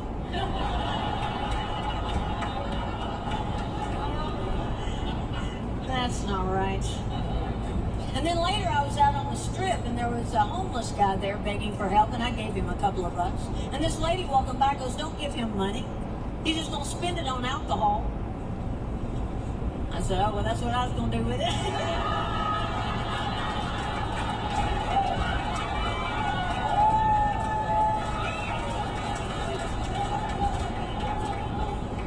Lighten up. But I am a giver. You know, I give to various organizations. I give to people on the street. I give all the time. But it's getting to be a little much. Not the giving, but the asking. The other day I stopped at PetSmart when I was checking out. They said, would you like to donate to homeless animals?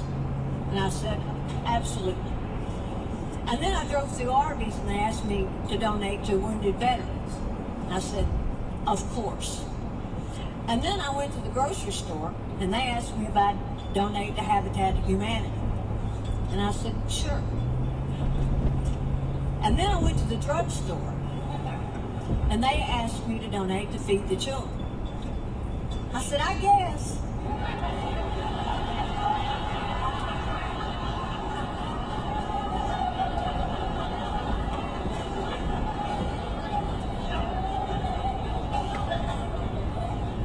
And the clerk goes, whoa.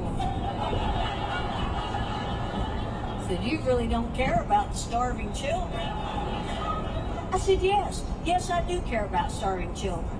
In fact, I've been cleaning my plate for years.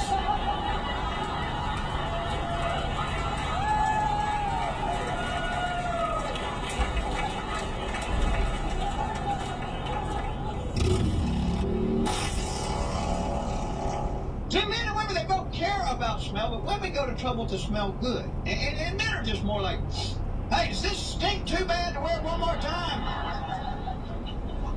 Maybe I should put it in the dryer. Men love that dryer, though. We'll find a shirt in the sewer, put it in the dryer and wear it. Well, that son of a gun ready to go right there. Look at that. Warm equals clean.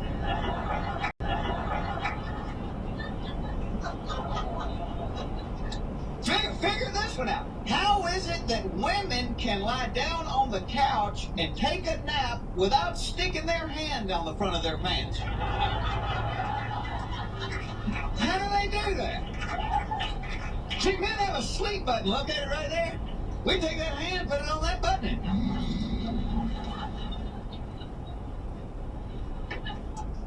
My wife and I, we've been married 5 years. We're to the point we started talking about kids now. And I want to have a kid, you know, because I just turned 30 and I'm tired of cutting the damn grass, you know. But I think kids today have it made. Like, if they don't like what's on television, what do they have, 40 or 50 channels to choose from?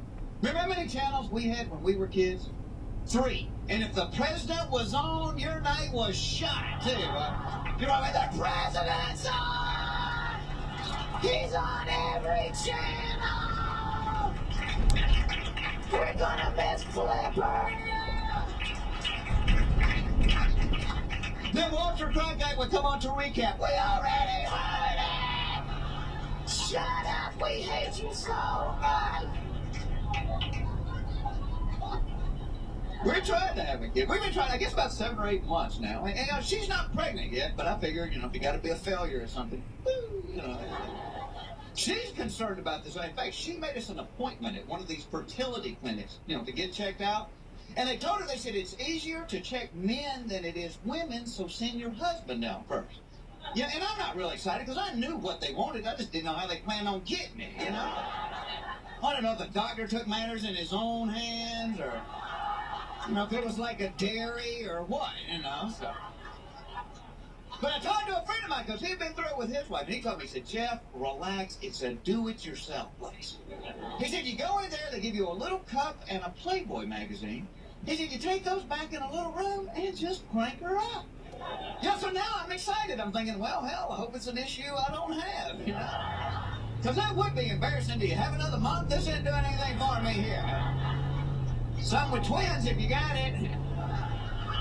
So I was nervous, but I did go to the place, and I'm waiting out in the lobby. The nurse calls me in, and she just hands me a cup. No magazine, just a cup. You know, and I'm disappointed, but I thought, you know, what the heck, I do have a pretty good imagination. Took the cup, went back in the room, and did what I was supposed to do. And then I waited a few minutes, because I didn't want to look like a circus freak, you know, when I came back out. So I got my cup. I'm walking back down the hall. I found the nurse. I handed her the thing, and she said, we don't do that here. We just need a urine sample. I have never been that embarrassed in my entire life. And my wife told everybody that. You guys are great. Thank you very much.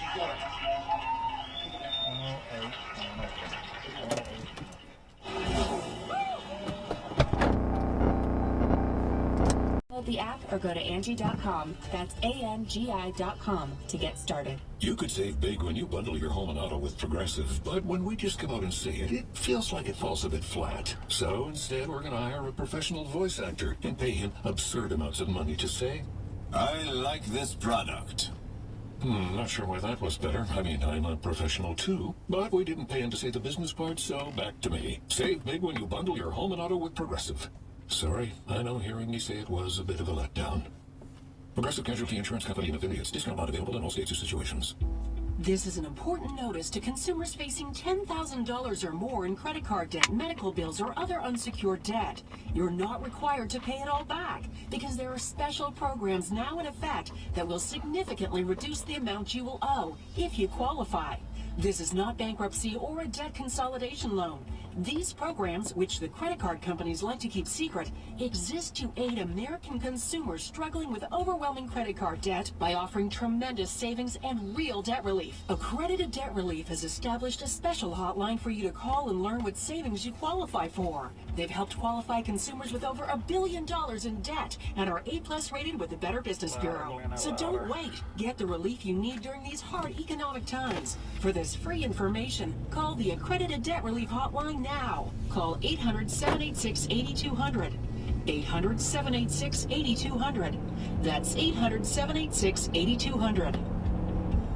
This past winter in my apartment in Jamaica Plain, we got clothes moths there. I don't know if anybody here has had those before. They're the worst. They're so bad to have. I think they're the worst pests to have living in your house. We also recently had a mouse move in after that, and that is not even close to a problem after you've had moths in your house. Living with a mouse there is just like living with a super polite, super shy roommate that you just share the same common areas with. That's all a mouse is.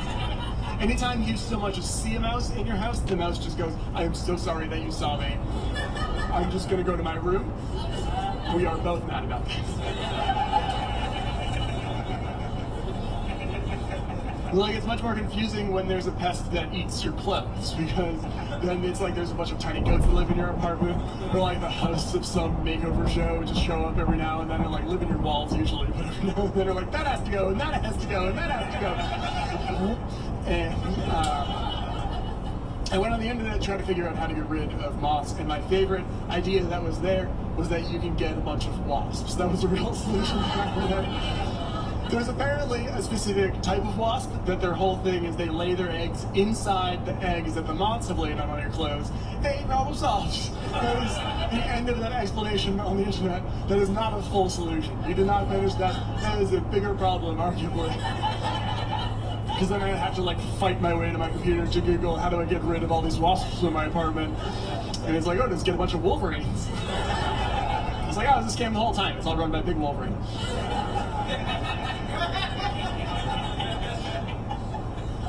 Also, the summer after both of those, we got the latest pest that we had in our house is that we had a raccoon living on our porch for the summer, just like sleeping during the day, and then it would go away. It would come back every now and then whenever it wanted. And that is the easiest pest so far. Also, we live on a third floor apartment, and there's no like stairs to get up there, so the raccoon just like free soloed his way up the side of the building. It's very impressive, but that was the easiest one that we've handled so far, because it was mostly just him asleep on the porch and me yelling at a bedroom window, "This isn't your home!" And then he'd be asleep just like, just be like, "You're very cute," and then I would Google, "Can you keep a raccoon as a pet?" You can't in Massachusetts, it's against the law. But like if I just leave trail mix randomly on my porch, just in case something comes by and then that raccoon eats it, that's not, it doesn't make Rocket my pet, is what I'm saying.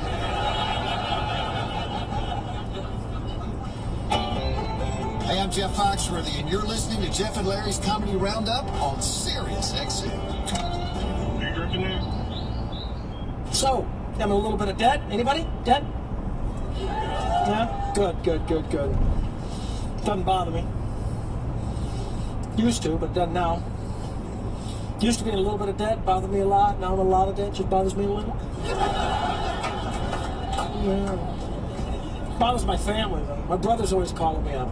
You know, Tim, maybe it's time you take a little responsibility here. I'm like, okay. So I got some caller ID. I don't think about it or talk about it.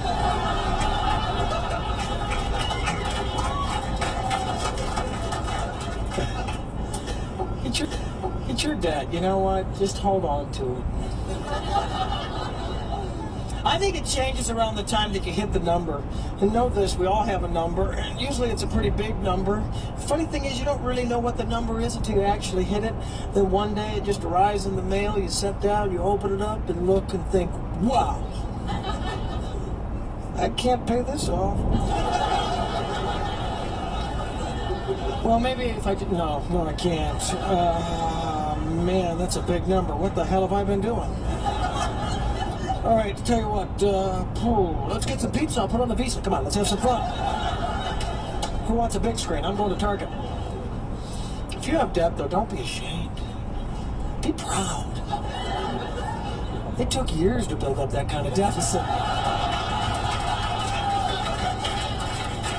Hold on to your debt. Be proud of it. Cherish it. Pass it on. Give it to your kids. Now you've given them something money can't buy.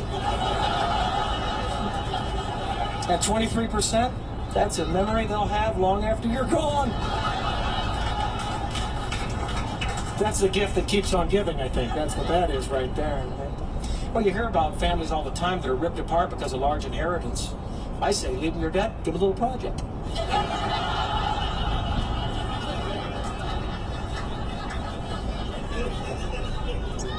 I think over the long haul, I think my debt has done more good than it has harm.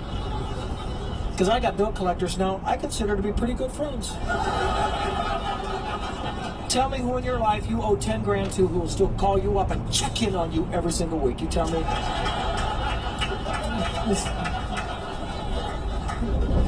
That's a good friend in anybody's book. I don't care. That's a good friend. Guy calls me up. He's like, "Hello, Mr. Clue. This is John from Bank One." I'm like, "Yeah, hey, John. How's it going?" Mr. Clue, we see no payment to post to your account as of yet, and we're becoming somewhat concerned. We're curious as to what you would like to do about this. I'm like, John, I gotta tell you, I'm stumped.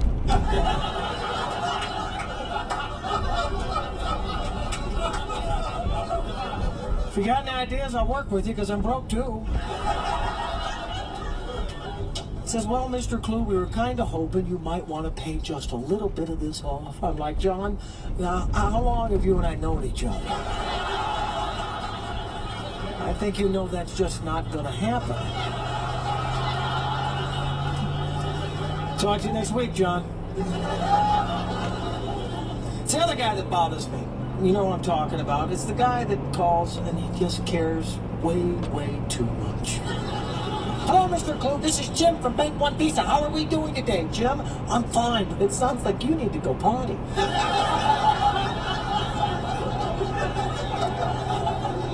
Mr. Clue, do you realize that you have a past due debt that if not paid immediately will have permanent irreparable damage upon your credit rating? Are you aware of this? I'm like, Jim, I'm not only aware of it, I had a lot to do with it. He's like, well, what then do you plan to do about this? I'm like, Jim, I'm planning to do what I suggest you should have done a long time ago. Let it go. Forgive yourself and move on. Then he really gets riled up. He's like, Mr. Clue, do you understand? Do you understand that this debt of yours is not our responsibility? Do you understand that? I'm like, Jim, I understand that I got a card with my name on it and your name on it. I think we're in this together. Now, I know we got ourselves in a bit of a pickle here. But I want you to think of it as our little pickle.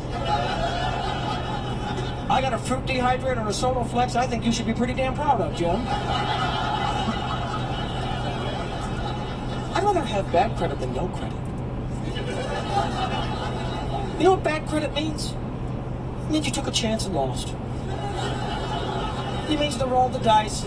You bet on black, it came up red. Very red. Very, very, very red. You know? No credit. You know what no credit means? No credit means you never even tried. You never got behind the wheel. You never played the game. You never got up at 3 o'clock in the morning and thought, God dang it, I need a set of knives that could cut a sofa. You never thought, gee whiz, I need to call that psychic hotline and talk to my dead crackpot Aunt Judy. You never bought a commemorative coin or a set of 10 tapes and learned 4 words of Spanish, mostly numbers, but you never even tried? You never thought, gee, what would happen if I painted my head black with this can of fuzz? You never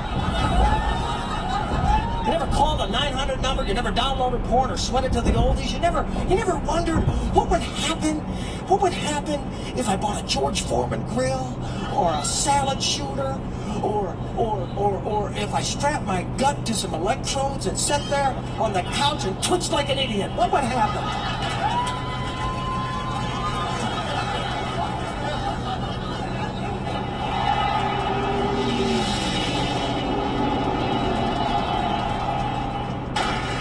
Did some shows in China, all in Chinese, picked it up at the Y. It's not that hard. It wasn't that complicated. You visit some places and you think, all right, there's a language barrier, but I could get by. In China, I was like, oh, if I got lost, I would die here. I wouldn't last a half a day. Everyone's looking at me like I'm a ghost anyway. The Chinese were very nice. They were fascinated with my pale blonde children. Many of them wanted pictures with my kids. They didn't really ask, they just grabbed a kid. Can I have a picture with this one? I guess you're gonna. And when they were done with the picture, they would rub my blonde kid's head. Because, you know, they're my kids, but they're also lucky objects. And after this happened a couple times, I was like, hey, we should charge, right? China was fascinating and exhausting. I brought my kids to the Great Wall. We saw the Terracotta Warriors. We walked through the Forbidden City. We rode in a rickshaw. And when we were leaving, I asked my 5-year-old, I said, what was your favorite part of China? And he said, I like that time we saw the truck with the pigs on it. Because at one point, we were stuck in traffic in this truck pulled up, and it had pigs in cages. That was his favorite part. After the 15-hour flight. And I remember when that truck pulled up, because I remember looking at those pigs and feeling sorry for them. But those pigs looked happy. It was almost like the pigs were looking at me and my 5 screaming kids going, well, at least we're not that slow.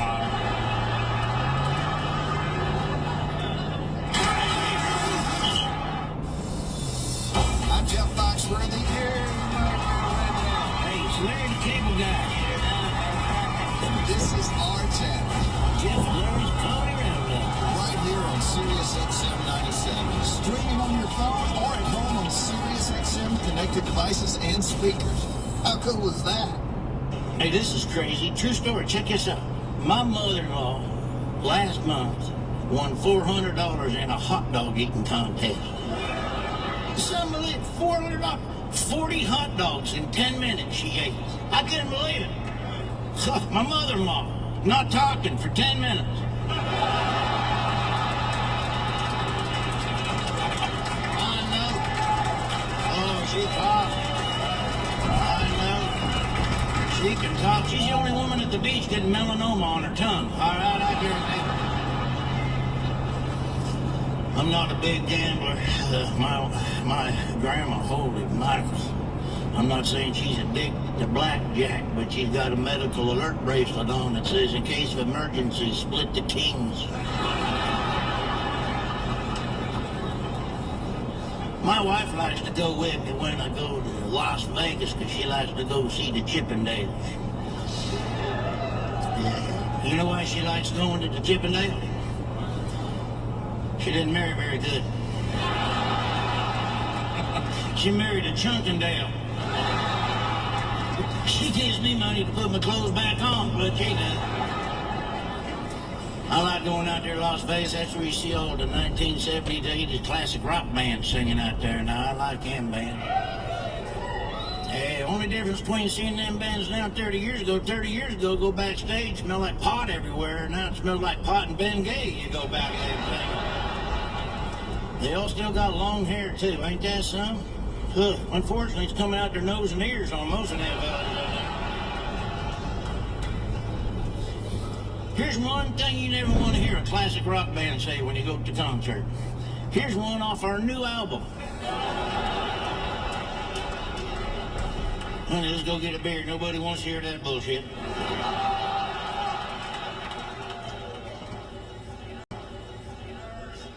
I went to see Molly Hatchet one day. That was awesome right there. I like on Molly Hatchet. You know what was cool about it? After the concert was over, true story, I got to go in the lobby and take a picture with all the cardboard cutouts of the original members. Hey, this is Jeff. We'll be back with more laughs hand-picked just for you. Jeff and Larry's Comedy Roundup. Oh, God. It's not good. I try to be mature, man. I try. I'm like right in the middle of like, let me ask you, sir, what's your name, sir?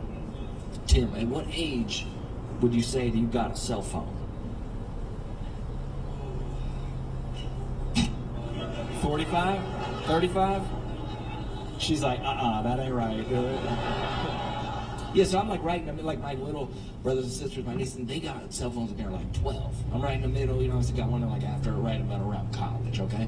I'm always having to choose a side between the parents and the kids, right? Like, 'cause my sister's like, I want to get a tattoo of my sorority on my back, but it's going to be on a dolphin riding a unicorn.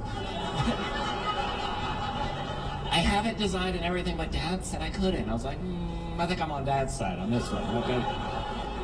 But man, my little nephew's like, hey, what do you think would happen if I ate this whole 1 pound bag of Tootsie Rolls at once? I was like, we should probably figure that out. We should get that done. He's like puking on the couch and just flipped the cushions. We're good. Always having to choose a side, you know what I'm saying? So my dad, all the kids with the cell phones, I was like, you kids and your cell phones, life is so much easier with the cell phones. And I'm like, no, Dad, we have cell phones now. Makes life way harder. Way harder, right? He's like, I had to walk uphill both ways in the snow to school. I was like, Dad, I had to walk downhill one way in the sun to school, but then I tripped on the curb, and now that YouTube video's got 2 million views, Dad. It's way harder. He's like, you don't know what it's like to have a camera, take a photo, rewind the film, get the film out, walk it up to the developer, wait 3 days, and get the camera back. I was like, Dad, excuse me, you don't know what it's like to find the perfect mirror, take a selfie, upload it to Instagram, add a saturation and 2 filters, and still only get 7 likes, Dad!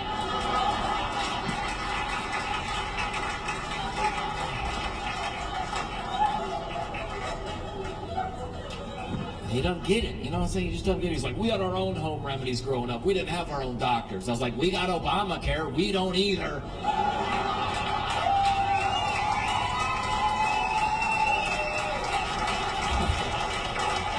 Oh, I knew I should have come to Utah, yeah. I knew you guys would get my back on that one.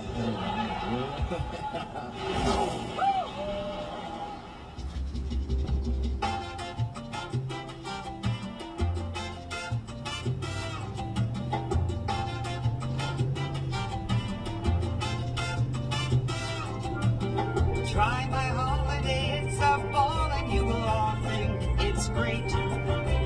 Follow me and you can see how Jewish people celebrate.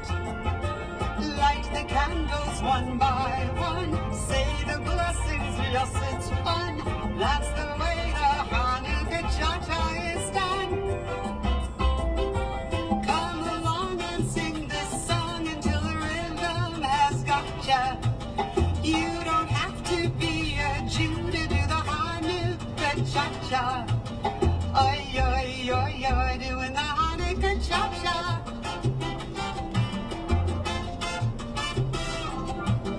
In a bit you'll be speaking Yiddish as the party begins. Try some latkes, you'll be glotzing as the dreidel slowly spins. For latke garnish, pick your team. Applesauce or sour cream.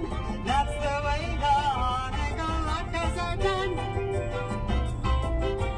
Come along and sing this song or simply play your maracas. You don't have to be a Jew to do the Hanukkah Cha-Cha. Ay, ay, ay, ay, doing the Hanukkah Cha-Cha.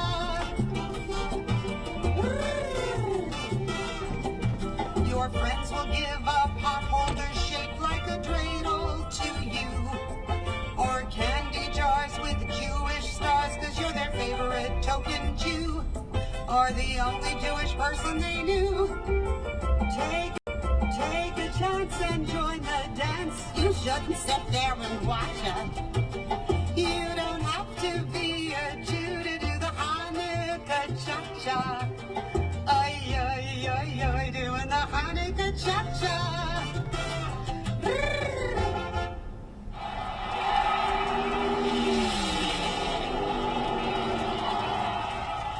There was this show, and they showed kind of behind the stage what happens when these contestants are getting all dressed up and ready to go on Miss America. And one of the things that they said the contestants...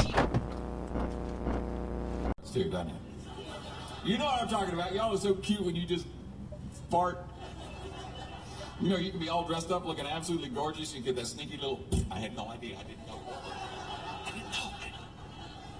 And you ever notice that as soon as you giggle at yourself, there's like a backup fart waiting to join that first one? Like, oh, hell. But it does surprise the dog because they're used to it not making any sound, and they figure as long as they don't move, you won't even know they did it.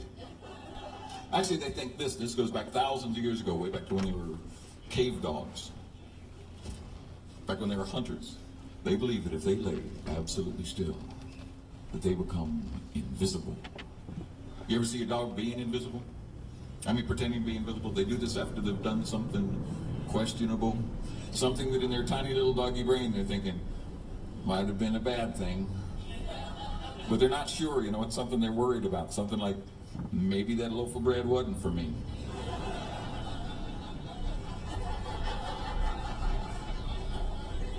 They hardly ever give me a whole loaf. But it was right there on the edge of the counter. That's pretty much my territory. Yeah, but it still had the plastic on it, and that's a bad sign. And as soon as you come in the house, if you know your dog, if you know your animal, and you see him doing the invisible thing, then you know something's wrong in the house. You know the dog has done something they're ashamed of or worried about when you walk in the house and look at them and they're doing this.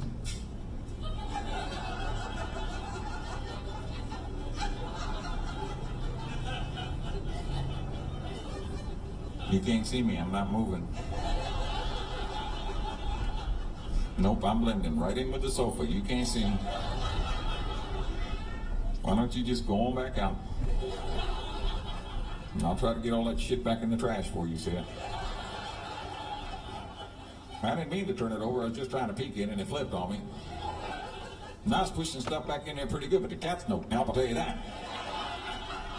But you know what gives them away when they're being invisible? What part of their body betrays them? Because they can hold their whole body still, even their tail, which will sometimes mess with them when they're trying to be invisible, but they're just too happy to see you, and they're going, you can't see me, but they're just going, I'm over here, I love you, come play. But they can hold that still, but they forget that they have eyebrows. You can look right down at them and go, did you fart?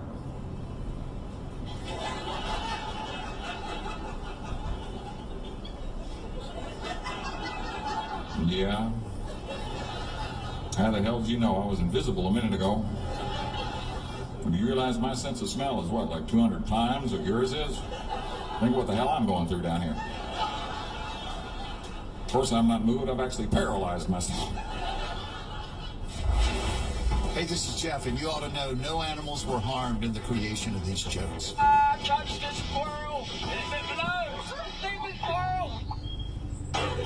It's too hard, I'm telling you. I don't think marijuana ought to be legal. I think it ought to be mandatory.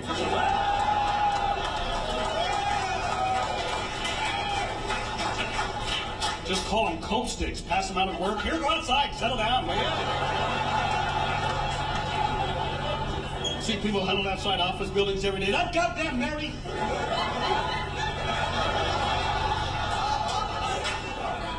I'll take her along.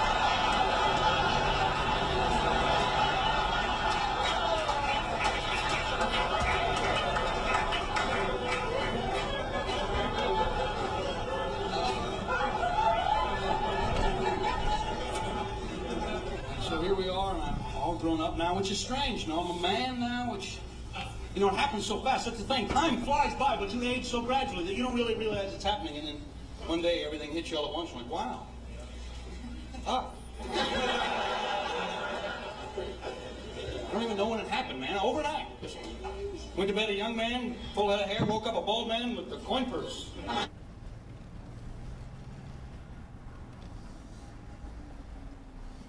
Thank you for choosing Popeyes. Give me just one moment. I'll be right with you. Okay.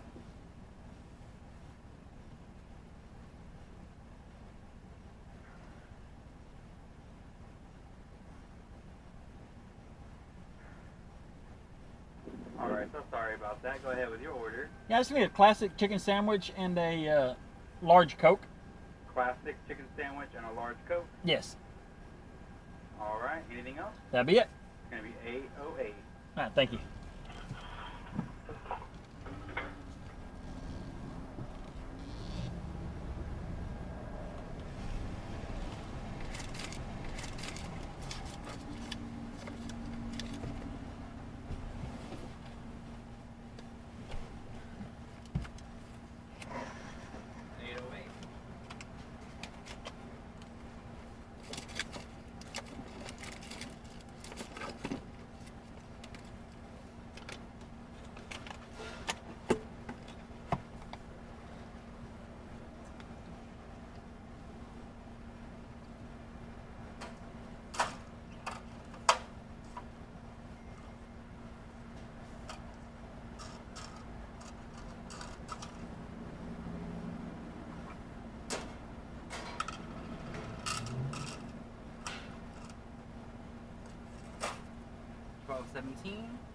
It'll be just one moment, all right?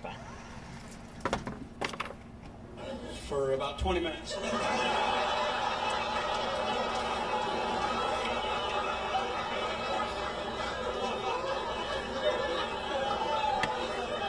Still good at it.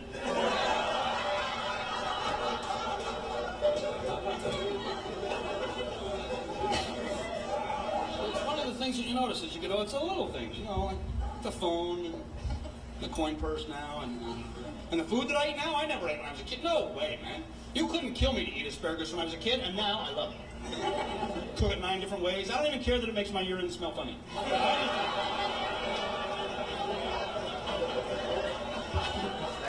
That's a joke for 3 out of 10 people. Well, thank you very much. I don't have the enzyme that makes that joke funny, I guess. And here's the funny thing, there were some things that I ate when I was a kid that I can't imagine eating now. Now, I don't remember the last time I had a booger.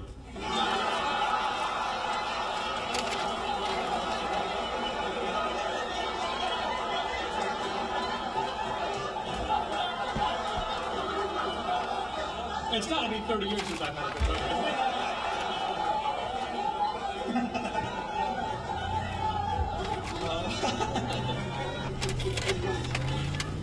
Well, I'm thinking about different stuff now. I'm worried about my retirement suddenly, and I lost my broker. I used to be with Charles Schwab, and now I'm with his brother Cotton.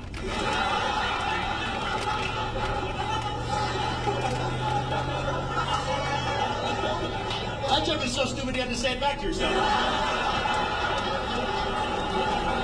We're not paying for that joke. And I hope I look all right. I never know because I'm colorblind too. I got a little shade thing going and I can't tell what I'm wearing all the time. And I just try to play it safe and wear bright purple. Because I know that for a black man like me, when you wear bright purple...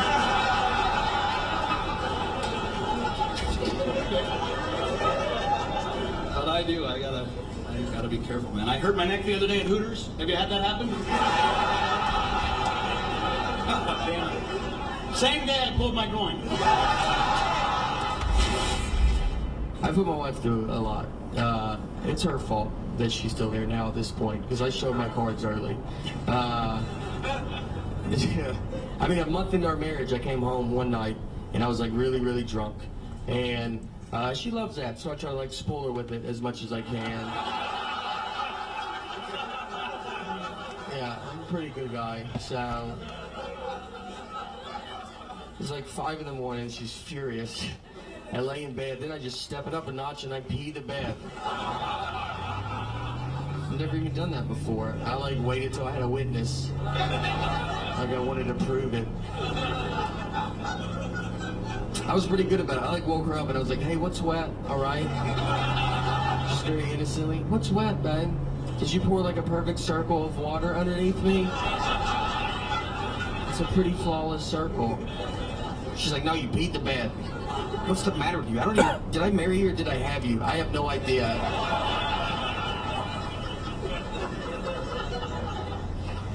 We had I went out drinking again not too long ago, and I have a sequence of text I want to read. We just want to see if we can figure out where she got mad, because she's mad. So, I just want to see where she got mad. The text started, my wife was at work. At 3:03 p.m. she texted, are you awake? 3:10 p.m. I texted, just got done jogging. I think we can see that's not true. I don't think I'm fooling anybody there. 3:12 p.m. she texted, jog to the kitchen and do the dishes. She's trying to be funny now. Now she tries. 7:04 p.m. I texted, I gotta go do comedy. 7:08 p.m. she texted, have good shows, I love you. Well, that's just sweet. Yep, no fight at all. We're in a good relationship at that point. Now, if I had to guess, I think her mood changed somewhere in the next 11 hours.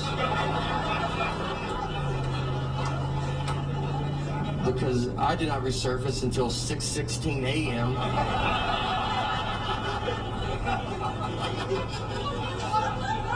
I texted, I on my house. That's not even a sentence. And these phones are supposed to auto-correct you and like help you out. Like it just let me go with that. It was like, no, that's good, let's go with that. That's just to the point. I like that it's to the point. You know? 6:17 a.m. she texted, are you drunk? 6:19 a.m. I texted, you're drunk. 6:20 6:22 a.m. she texted, we need to talk in the morning. 6:24 a.m. I texted, it is morning. I knew what time it was. 6:27 a.m. she texted, sleep on the couch. 6:31 a.m. I texted, whatever, dude. That's how you handle that. You give nice whatever, dude. They like to be called dude. They don't act like it, but they do. I learned that. I saw this the other day. I saw a Domino's pizza being delivered to a McDonald's. That's not supposed to happen. It was weird, man. I mean, it was probably the kids that worked at McDonald's got tired of eating hamburgers. You know, they're like, let's get a pizza. They should have told the guy to go around back. He was in line at McDonald's holding a pizza. It did not look good for McDonald's. I mean, I get it. It's just kids. Have you been to a fast food restaurant lately? It is all kids that work there. I want to talk to your supervisor. We'll go get Mr. Smith. Mr. Smith's 15, all right?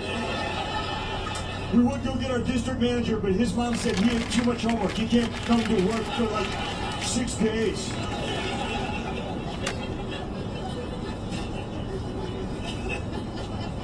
I eat in restaurants by myself. I'm not proud of it.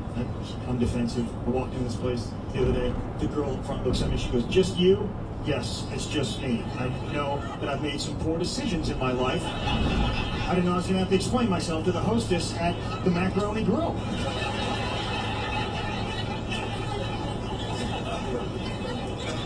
And they're trying to make small talk with you when you're walking over the table. So what brought you in today? Food, mostly. I heard that you guys had it. I was looking to eat it. If you eat by yourself, they put you these tables. They're so small, it limits what you can order. What do you want? I want the fajitas, but they're not going to fit. Just bring me the tower of onion rings. If you eat by yourself, you can't go to the bathroom. You have to hold it the entire meal because there's nobody to tell them that you're still working on your food. I went to the bathroom the other day. I came back. There's a family of 5 sitting at my table. I go, hey man, where's my food? The guy's like, I thought you were done. No, I had one bite. How could you think I was done? I'm not started getting a table right next to the bathroom so I can hear whether they're taking my food away while I'm in the bathroom. I'm in here. I hear what you're doing. Knock it off. It's one bite. One bite. Come on, man. Sooner or later, it's going to be like, sir, do you have a seating preference? I do. Just put me in the bathroom. I don't care. It's just, I'd like a stall if I could.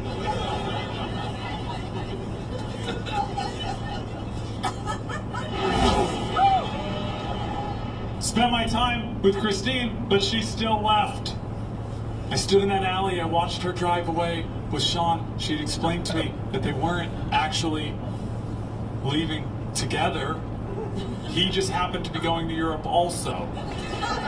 And so they were going to go on the same airplane after driving across country to New York in the same car. But not together, you know. I was taking it all wrong. She left and I dedicated all my time to trying to win her back. And now rent's due and I don't have a job. And when I said I was in love, I meant it. I fall hard. I was a mess. I was trying to get through job interviews without crying. Then I started thinking, maybe I'll just work it. Maybe I'll get a sympathy job, you know? I'd heard of sympathy sex, you know? Turns out a sympathy job is equally fictitious. I finally got a job working on a boat called the Delta King. Permanently moored in Old Sacramento because the Rolling Stones lawyer once sank it. Now it is not seaworthy. It has a restaurant and a hotel on the boat. Managed to get through the interview without crying. Felt good, bussing and waiting tables there. I was getting healthy. I was riding Christine's bicycle that she left behind, back and forth to work every day, quitting smoking, doing good stuff for myself. It was good because the smoke breaks, I now could go in the bathroom and cry. I was doing good. And my boss there, the manager, for the sake of this show, we'll call him Charlie Coyne, because that's his actual name, and I hate him. One day Charlie says to me, Keith, you hungry? And I said, perpetually. And he said, all right, we got food downstairs. I went downstairs, there's this big spread of food. I started stuffing a bunch of it in my face. I went back up to the restaurant and I told the other servers, hey, there's food downstairs. They said, you didn't just eat a Charlie Coyne buffet. I said, well, it's a Charlie Coyne buffet. They said Charlie hates to throw food away. That's a spread that he put out for a meeting that was here last night. So this is another thing they don't teach you in school. But don't eat food that's set out in the hull of a riverboat overnight. It's bad. I start feeling queasy immediately, not sure if it's psychosomatic or what, but I barely got through my shift, rushed home, called my mom. I was still on her health insurance at the time. She got me off to the doctor. Doctor confirmed it was food poisoning. A severe case, told me not to go back to work for 2 days. And I knew I got it there because when you're poor and you work in a restaurant, that's the only place you eat. I stayed away for 1 day, decided I needed to get back to work. Went in, had my note for Charlie and everything. Got there was a little white envelope waiting in place of my time card. And Charlie wasn't there. He just left the envelope and wasn't there to tell me that he wouldn't be needing me anymore. I had no closure. I took the envelope and I marched off to Charlie's office. The secretary said he's not here. I said I need to schedule an appointment because it's illegal to poison someone and then fire him. I said, I have a note. She said, all right, I'll schedule you an appointment. Rode Christine's bike back home. Rode it back down there for my appointment, locked it up outside, went in, Charlie flaked on the appointment. I waited for an hour because I didn't have anything to do. I just needed to hear that you didn't need me anymore. Came back outside, and someone had stolen the bicycle. I said, he wins. He's richer than me. He can keep going. I went home and handed my roommate the check. I was like, give that back to me. Just tell me you won't be needing me anymore. He's like, come on, I never needed you. Like, come on, just do it. I need closure. You're listening to Jeff and Larry's Comedy Roundup. You're done. I did some shows out in San Francisco, too. I saw a lot of people still have signs in their front yard that say, war is not the answer. Have you seen this? War is not the answer. I'm thinking, well, doesn't that depend on what the question is? Right, you know, because if the question is, what does WAR spell? That sign's wrong, man.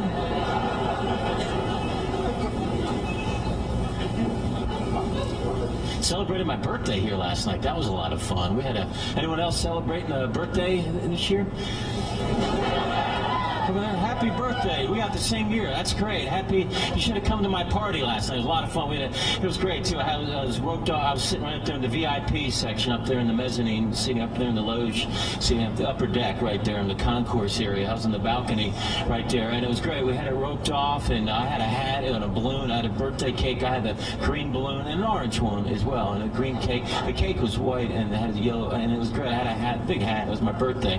And a lot of people didn't show up. So, but my 92-year-old grandmother drove 6.5 hours yesterday just to surprise me here, which I think was really, of course, she was driving from Emmett.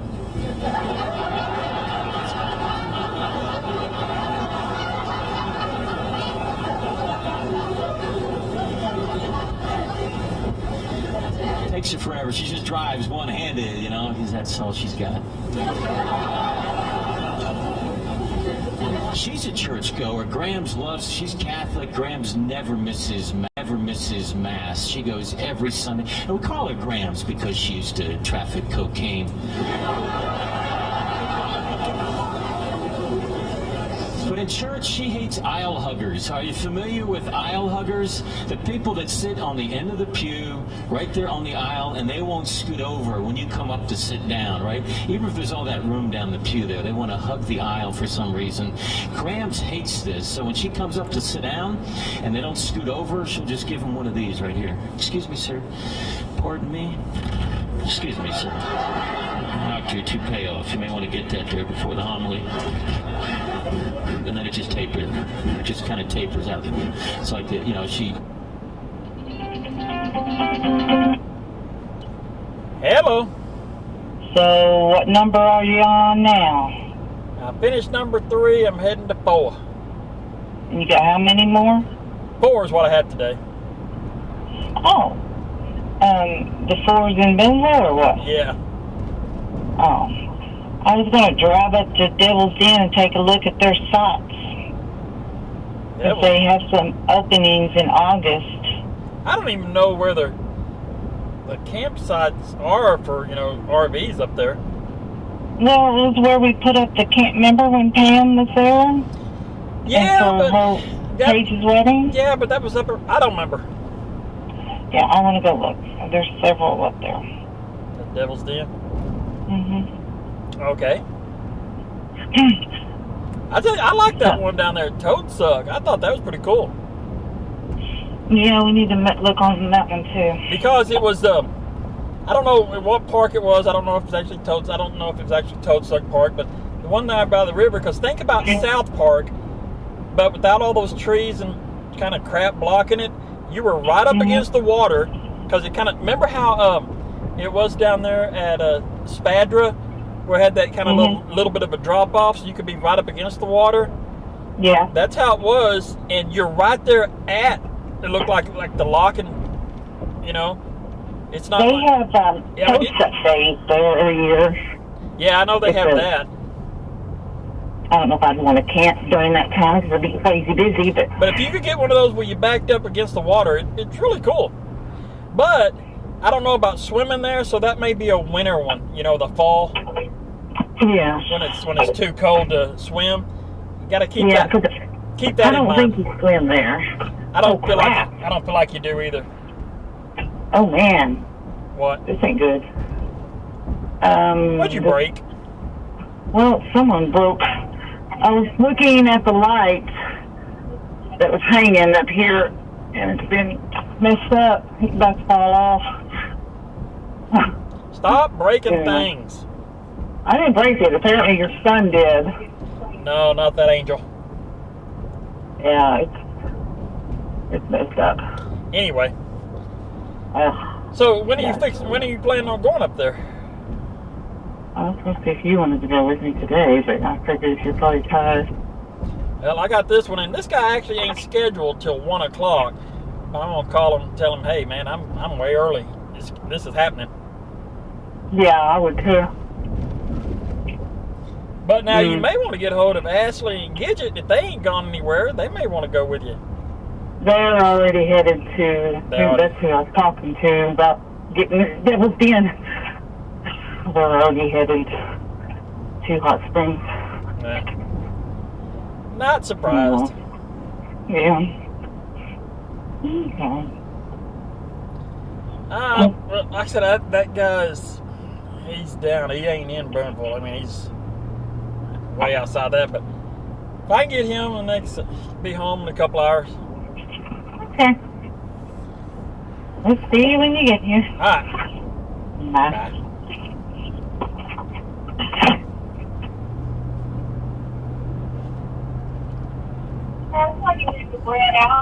In the mouth. Didn't even hit my face. It was crazy. It was like that carnival game where you got to hit the clown's mouth and the balloon blows up. Like, he would have crushed it. He would have won that game. He'd be like, pop the balloon. Where's my prize? Right in the mouth. And I was trying to be close. Like, get out. And he ran to the other room, and then we just sat and we stared at each other. I'm like, urine on my mouth. And he was like, and we sat and we stared. And we stared at each other for a few minutes, and what am I going to do? It's not his fault. It backfired. Caesar Milan's to blame, really. It's his fault. Should want to pee in Caesar Milan's mouth. So he leaves, and I wash my mouth out, and I'm kind of freaked out about the whole situation. And he really didn't go back into our room very often, but every time I was with him, he knew. He knew what had happened. There was always this unspoken look between the two of us, where he was like, I peed in your mouth. We would be with other dogs, and I would see them kind of sniff each other and then talk, and then both dogs would look back at me.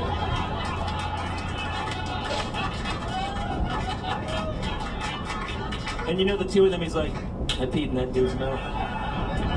And the other dog's like, cool, man, that's awesome. You guys are awesome. I love you all so very much. Thank you. I'm Jeff Foxworthy. Hey, it's Larry the Cable Guy. It's Jeff and Larry's Comedy Roundup. Sirius XM 97. Streaming on your phone or at home on Sirius XM connected devices and speakers. Just for you. Sirius XM MLB Network Radio is getting you ready for opening day with a tour of spring training. Inside all 30 spring training camps, hear exclusive interviews and analysis all day long. This is Clayton Kershaw, pitcher for the Los Angeles Dodgers. Mike Trout, center fielder of the Los Angeles Angels. MLB Network Radio, Sirius XM, and the SXM app. For a schedule of our spring training coverage, visit SiriusXM.com/MLB.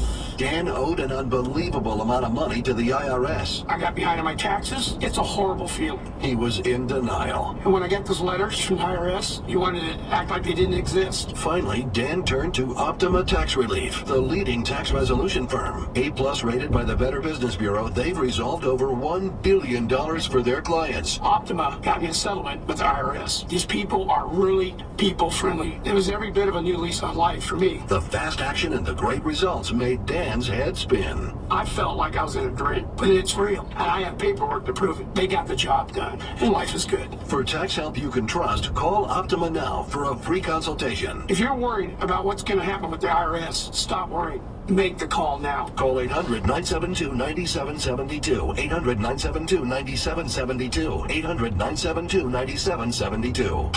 Optima Tax Relief. Testimonial from an actual client. Some restrictions apply. For complete details, please visit OptimaTaxRelief.com. This is an important notice to consumers facing $10,000 or more in credit card debt, medical bills, or other unsecured debt. You're not required to pay it all back because there are special programs now in effect that will significantly reduce the amount you will owe if you qualify. This is not bankruptcy or a debt consolidation loan. These programs, which the credit card companies like to keep secret, exist to aid American consumers struggling with overwhelming credit card debt by offering tremendous savings and real debt relief. Accredited Debt Relief has established a special hotline for you to call and learn what savings you qualify for. They've helped qualify consumers with over $1 billion in debt and are A+ rated with the Better Business Bureau. So don't wait. Get the relief you need during these hard economic times. For this free information, call the Accredited Debt Relief hotline now. Call 800-786-8200. 800-786-8200. That's 800-786-8200. Owner-operators, CAG Truck Capital offers loans for major engine overhauls and truck financing. If you need the cash, you can now qualify for an engine overhaul loan over the phone at 800-932-CASH, 800-932-CASH, or CAGTruckCapital.com. Cummins owners ask about a free 2-year warranty. If your big rig engine needs a major overhaul, get a loan over the phone, 800-932-CASH, or apply now at CAGTruckCapital.com. It's that time again. It's Larry the Cable Guy's weekly roundup, live from a barn outside of Lincoln. Here's Larry the Cable Guy.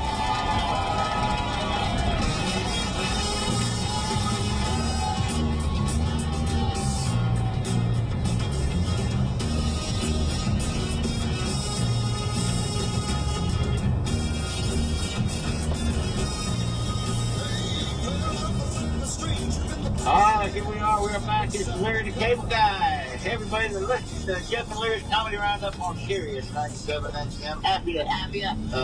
Got a big show today, so we're going to get right back into it. We have the cousin of Telly Savalas will be with us today.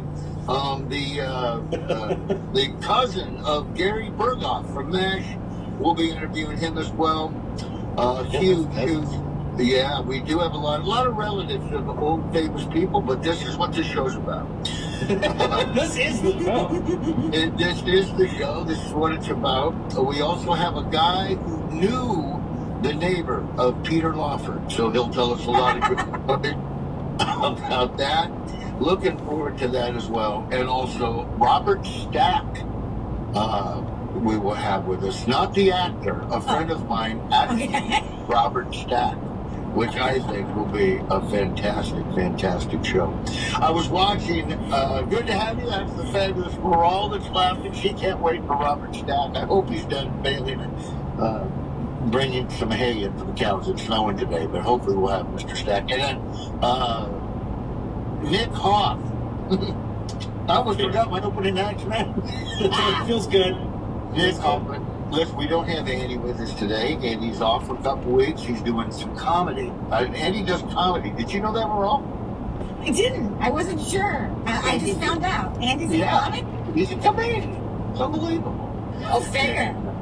No, but Andy's off doing comedy. Andy's starting to get big. So we might, I wouldn't be surprised if at some point Andy has to move on from the show. You know, we always lose all kinds of producers because they move on to bigger and better things. And so we'll see what happens. But Merle's no, Andy's not going to go. But Andy is doing stand-up, so he's gone for a couple of weeks. Good for him. Well, Nick, hopefully Bert will join us. It is snowing here in Nebraska. We got huge flakes outside. It's not going to last too long. It's not cold enough for it to stick, but we have got, these are like inch-long snowflakes. So it's kind of inch longer snowflakes? Yeah, inch-long snowflakes. Holy smokes. I never heard such a thing. I know. It's not it's cozy. You sit at home, you got nothing to do. You watch the snow come down. It's cozy. But you don't want it to stick around. You know, which would be the opposite of inch-long nipples when you were single and you always wanted them around. You know, it's not a bad thing. Also, but very cozy. But that's look. That was the old days. I'm just comparing it to what would you rather have? You know, is what I'm saying. But Any hot dogs on your breast or inch-long snowflakes? You know what? There's nothing better. I mean, that is good sleeping right there. You know, I mean, the snowflakes? No, the inch-long does. Yeah. The hot dogs? No, I'm telling you, when you got nowhere to go and the kids don't go to school and it's just the wind is blowing and the snow is just coming. Man, that is cozy. I'll be honest, I love it. Look, I'm a Nebraska kid, but I grew up mainly in Florida. I moved there when I was 15, lived there for 30-some years. You know, look, I love warm weather. I've worn shorts pretty much my whole life, but man, there's something about just sleeping with a snowstorm going on that is the coziest thing to do. If you don't have to go out and do anything, you don't have to, you know, that's when it's cozy. So, but anyway, I digress. Yeah, somehow the snow makes it feel warmer, like insulates it or something, even though it's beautiful. Absolutely, but I digress. And not only this, I got a golf simulator, so so I'll go out and I'll roll the windows out there, and all around me is snow all around me coming down. I'm out there playing Pebble Beach. I'm playing. I spend all my day there. It's so awesome. Anyway, that's neither here nor there. And a lot of people go, and here's the thing. Look, I get it. It's kind of people go, man. That's. You don't do anything and blah, blah, blah. Let me tell you something. I always tell my friends this. Look, I lived on a tour bus for 285 days a year for 14 straight years. And then the 10 years before that, the 20 years before that, you know, I was in my car going back and forth all these places. And it was really crazy because you sacrifice any kind of a home life. So it's not like I didn't work for that golf simulator. I worked for it. I mean, that was, you know, I always thought was crazy about the stand-up life was you would go to your favorite clubs. You'd work your favorite club like once every 9 months, you know, once every 10 months. You'd go back in your favorite club and you saw like some people that worked there would be moved on, other people would be hired, there'd still be your regulars, but one of them had gotten married.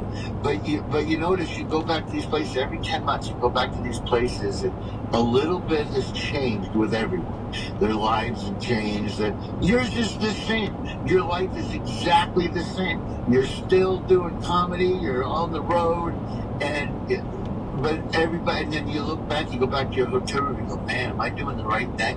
I mean, half of those people now are married and they got a kid, and I'm still doing the same thing. I got doing the same routine. You know what I mean? You felt like you were just like life was going by you while you were just doing the same thing over and over again. But actually you ended up, you are working towards something. You have your eye on something, and so, I get it. So when people say, wow, he was an overnight success, he came out of nowhere, he didn't do anything, it's like my kids.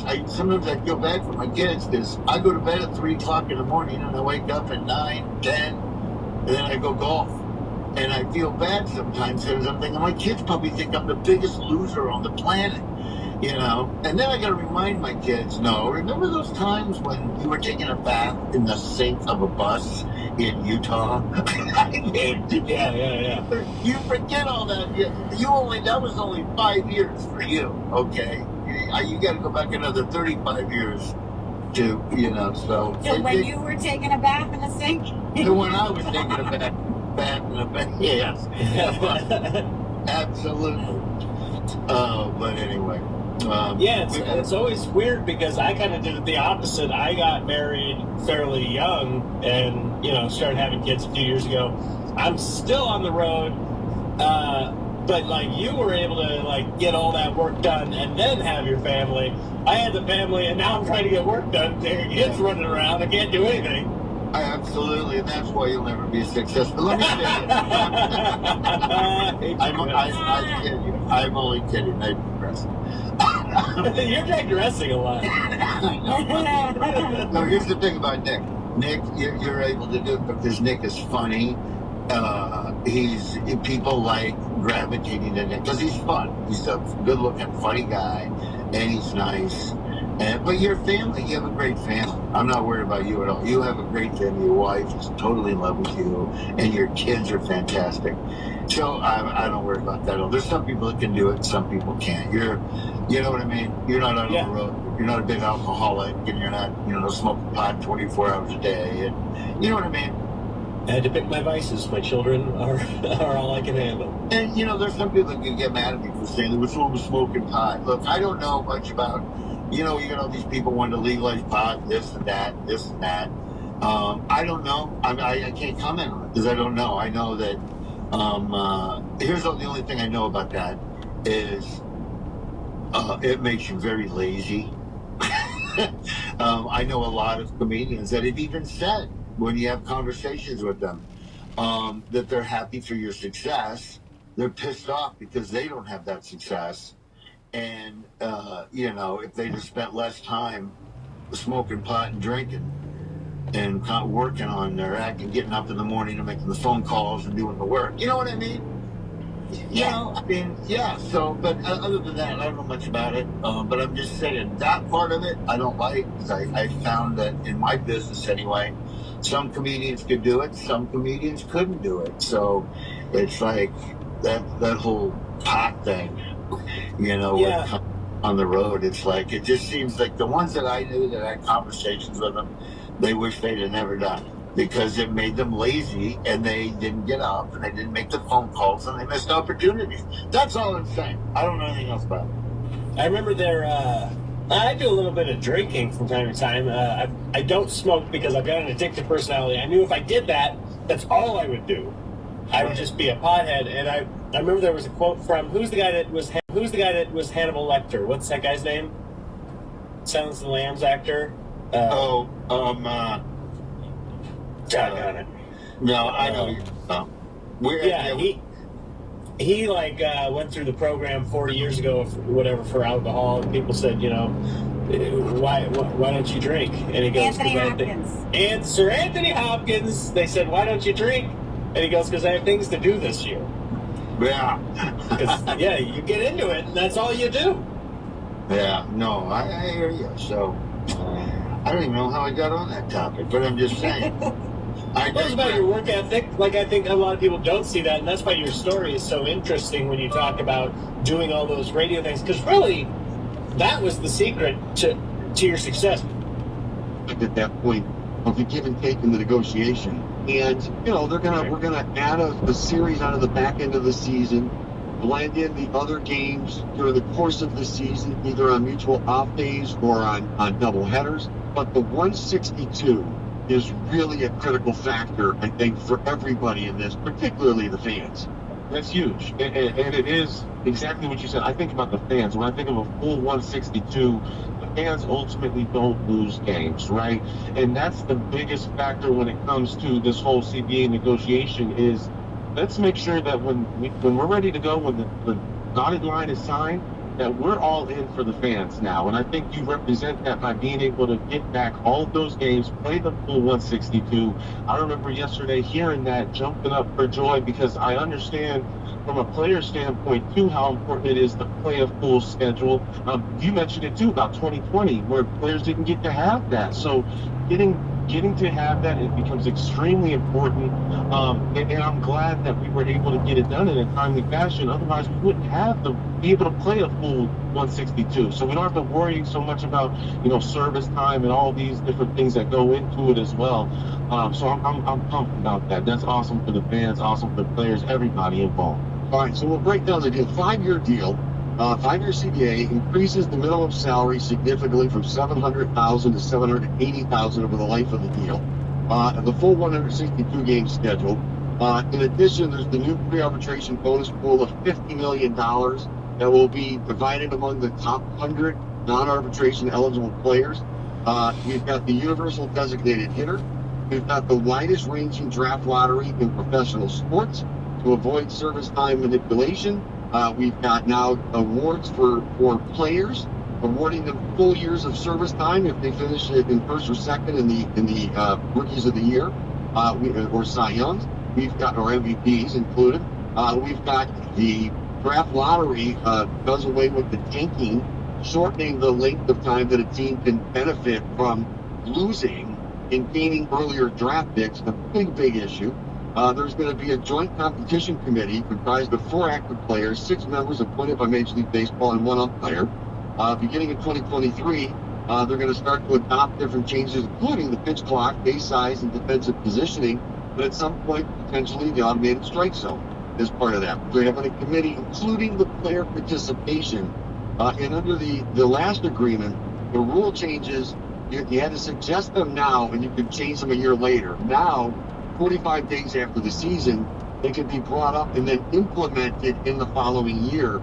So a more timely fashion for those changes to improve the on-field product. SiriusXM now has 6 channels dedicated to college sports. For the biggest stories of the day, check out ESPN Radio on Channel 84. For more conference-focused conversation, listen to our Power 5 conference channels featuring the SEC, ACC, Big 10, Big 12, Pac-12 on channels 371 through 375. Hey folks, good to have you with us. If you're a baseball fan, you're glad all that stuff, if you will, is behind us and behind you. The season is going to begin on April 7th as the League and the Players Association reach an agreement on a new collective bargaining agreement, paving the way again for the 2022 campaign to get going. The PA approved the deal by a 26-12 vote. The owners ratified it with a unanimous 30-0 vote, bringing the end to a 3-month walkout. Commissioner Rob Manfred saying we will get in the 162 games. Mandatory spring training report, of course, was for March. Exhibition games set to begin March 17th or 18th.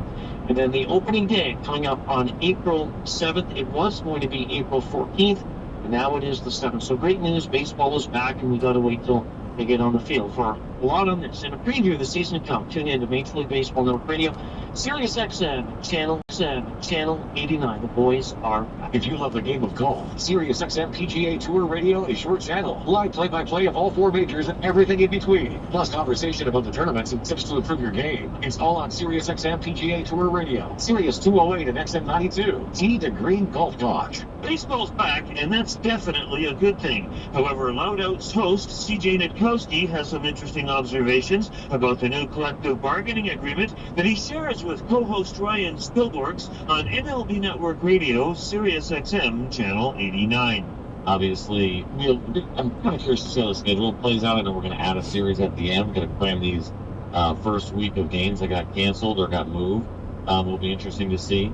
But no, I feel good about the deal. I feel good about getting it done. There are certainly some very interesting things I think that came out of this, including that final vote from the players. And is there a little bit of a fraction, and what will that lead to down the line? There was obviously some serious disagreement among the players on who wanted to vote for this and who didn't.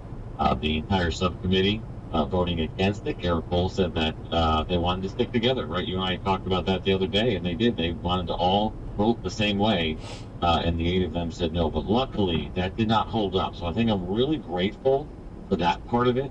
The idea that I mean, listen, if you told me going into yesterday that the subcommittee was going to vote no across the board, all 8 of them were going to vote no, but I think a deal could still get done, the answer would have been no. Yet somehow they pulled this off. So I'm very grateful for that they got it done. Spring training is underway. Players are already reporting and trickling in. Officially, full workouts for most teams will be on Monday. Spring training games are around the corner, and big league games will be here, 4 weeks from yesterday? It'll be open. Well, it was really, really sad to see those hollowed out halls with Confederate flags walking through them. A house that slaves actually built. Slaves built. you didn't even have to look up anymore. It's all around you. I was just on the phone with the film commissioner, and we're shooting a riot after, the Capitol had a riot yesterday, so I'm a little anxious people are going to come by and join in and think it's a real riot. I mean, a lot of this experience and this film has been life imitating art accidentally.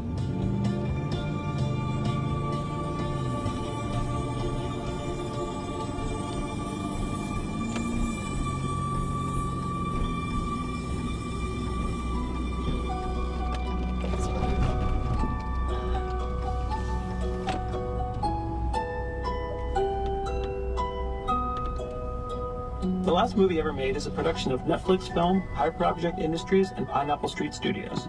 It's produced by Emmanuel Hapses, Gabrielle Lewis, Stacey Roberts-Gill, Danielle Waxman, Sophie Bridges, and Alexis Moore. Our editor is Darby Maloney. The show's narrated by Emmanuel Hapses. And you also may have heard Xander Schauffele brought home gold last in Southern Comfort. Well? Well? I don't know what you're gonna do, but I'm gonna curl up on this sofa and get some sleep. Yeah? Oh, I'll snooze in this chair. Good night, Dinah. Night. Good night. Good night. Good night. Good night.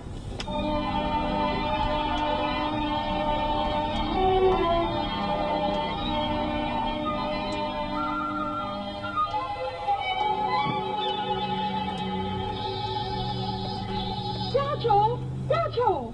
What? Where? Groucho! Oh, Dinah! Groucho, the store is open and the parrot is gone. Now, come on, we gotta find it before somebody sells it. Never mind the parrot, just look at us. What's the matter with us? I don't know what they think of you, but I've been marked down to $1.98.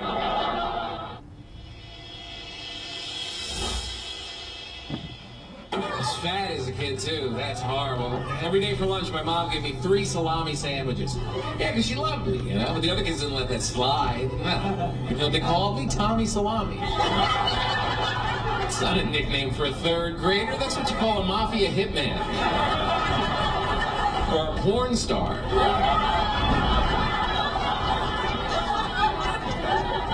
When I was at my fattest, my dad gets this idea, he's going to put me in sports. Yeah, I figured I'll put him in sports. That way he can lose all his self-esteem.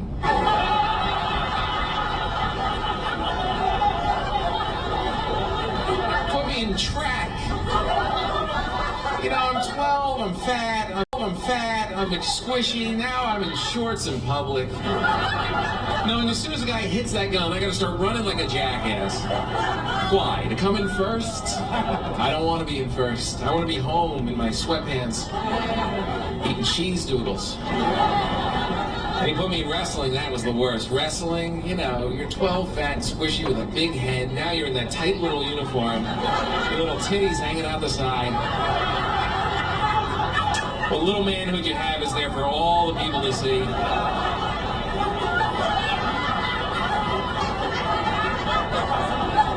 I figured I'd go wrestle wrestle other fat kids, you know? Come in as heavyweights, you know? No. First heavyweight I wrestled came out with a beard and mustache. His kids were watching from the bleachers. In 2 seconds flat, I was on my back, his crotch in my face. I was like, great, thanks, Dad. I hope you're proud of me. Good. Oh, good. Grandma's here. Oh, she's videotaping. All right. Hi, Grandma. My nephews play sports. It's easy now. No self-esteem issues now. You can do whatever you want. Play baseball. No outs. No outs. So every kid gets to hit every inning. They don't even keep score, so nobody wins or loses. We all go home happy. What kind of crap is that? We were told what we were good at. I wanted to be an astronaut. My parents came to me, you can. You're almost retarded. And your head won't fit in the helmet.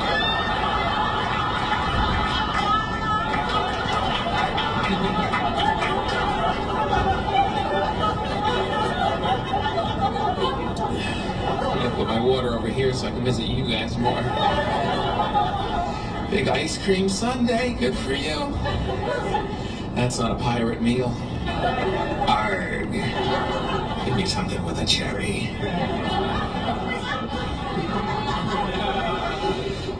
It'd be harder to be a parent if easier if I was a mom. I think moms have it much easier. Not easier in the workload. I mean, my wife just does 99% of it because I'm running away all the time. And I have to run because I'm a man and I'm not good at it. I'm not, you have it in you. Everything is just, you're a mom. It's just that baby comes a part of you and you soak it up and you love her. Guys, you don't. You're like, yeah, I guess it's cool. A lot of guys want to be the mom now. A lot of very feminine men want to be the mom. They even say things like, we're pregnant. They walk around, oh yeah, we're 5.5 months. We are nothing. I made a deposit back in September. Been watching SportsCenter ever since. Guys are very girly. What happened to men? Men used to be men, used to be tough. Look kind of manly, tough, like you take a couple punches to the face. Right, that's what men used to do, right? In the 30s and 40s, you walk around, brass knuckles, suits, hats, punch each other right in the nuts. Yeah! Men, they were tough. Now guys are so girly, going to hair salons. Guys, you don't belong in a hair salon. Barber shops, that's where you go. Big fat guy cuts your hair. Looks more like a plumber than a hairstylist. Right, big old pickle fingers. Can't even fit him in the scissors. As soon as you walk in, he just punch you in the face and cut your hair. Right? He cut it in one style, whatever his was. I was a 12-year-old kid walking around with a comb over. I felt like a man. Very girly. My dad's tough. That's what men were men. First time I ever hugged my dad was when I graduated college. I was like, Dad! What'd you learn there? Queer?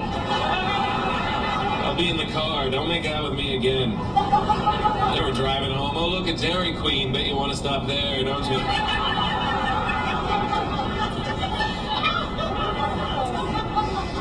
Used to be manly. Now we're just so, I don't know. Can't be manly. We're at war, for crying out loud. Oh, war is scary.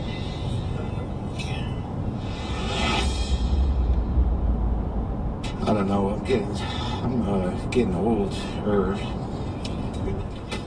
There's no escaping it. Spent the entire day yesterday almost going to the gym. It was very active almost. When you get up, you're like, this is it, dude. I'm going. This is it. When you wake up, you're like, I'm fucking going. This is it. This is ridiculous. I joined. When the fuck am I going to go? Why didn't even join? I got to go. I got to start beating back death now. I'm going, right? And then you get to that weird time frame where you're saying shit like this to yourself. Oh, fuck, I've only got 4 hours. It's going to take me 10 minutes to get there. I'm going to be on the thing for 20. And then I don't think I can make it. Now with 4 hours. Maybe I'll go tomorrow, but wait, that's 23 hours. And I don't know. That might be a stretch, too, from now. I'll see that movie later. I say things like this to myself. I don't want to go to the gym too much because then I'll get too big. Like I'm 3 days away from what happened? I just went like twice, and now I can't walk properly without hurting my balls, and my arms don't fit my body. How did this happen? Now I'm a freak. I'm a self-induced mutant. What the fuck is with bodybuilders? What is that? They make monsters of themselves. You know, you see me like your head doesn't even fit your body anymore. What did you do? They can't wear clothing properly? What kind of jobs do those guys have? You never see them anywhere. That's because what is that body saying to the world? Really good. I'm unemployed! I'm here all fucking day at the gym. I never leave, man. This is it for me. What are you gonna do with that body? What's that job interview like? Well, you got the job. There's the door. There's a rope. We'll give you a list of people who get in.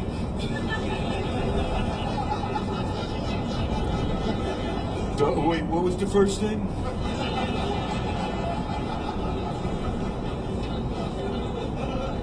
But I try to figure things out because I'm a sort of an investigative person. I like to understand. And I literally am sitting there wondering, why did they do that? Why do that to your body? And I'm watching a guy with like 900 pounds at the gym. He's got that like, I'm going to shit face, you know? And I had this moment where I saw right into his soul, because I can do that on a good day. I can see right into your soul. And you know what's inside the bodybuilder? I saw it. You know what's in there? Just a sad little boy who didn't get enough hugs as a kid. Yes. So in essence, what they've done is they've created this cocoon of human flesh and muscle to hug them all the time, as long as they feed it. Those aren't abs, those are little mommy's arms. That's what those are. Yeah. Look at my six-pack. There's a little mommy's hands holding me all the time. I'm pulling, I want some change, man. It's time for a change. This is going crazy right here. If you are willing to vote for 4 more years of the way it's been going, something is wrong with you. Are you crazy? All these people's houses getting foreclosed on. Oh, see, you know what the problem is now? Ain't just black people's houses getting foreclosed on. Everybody's house getting foreclosed on now. That's why they voting for Obama. Everybody voting for Obama, black and white. Sitting up in here, man, with this crazy mess. Gas, $5 a damn gallon. Ain't that crazy? You know it's crazy. I be watching y'all at the pump. Y'all don't even pump gas the same no more. Remember you used to go to the pump and put that nozzle in there? Put that little click thing down? Be looking around, speaking to people, what's happening?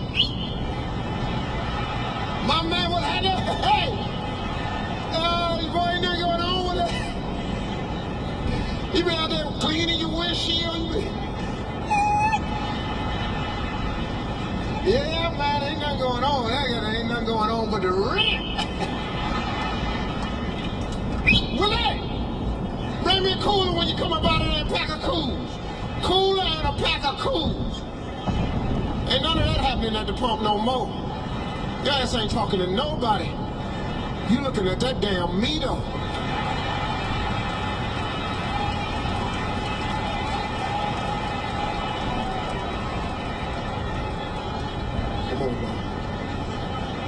Come on now. Come on, give me some more. Give me some more. Come on. Come on. I ain't putting the 30 in there. Come on now. Oh, 30. 3001. God! Lord, I went past 30. Lord Jesus. You get in your car and turn that car on and be looking at that needle. $30, fourth of a tank. We gotta get some changes up in here, man. This ain't right no more.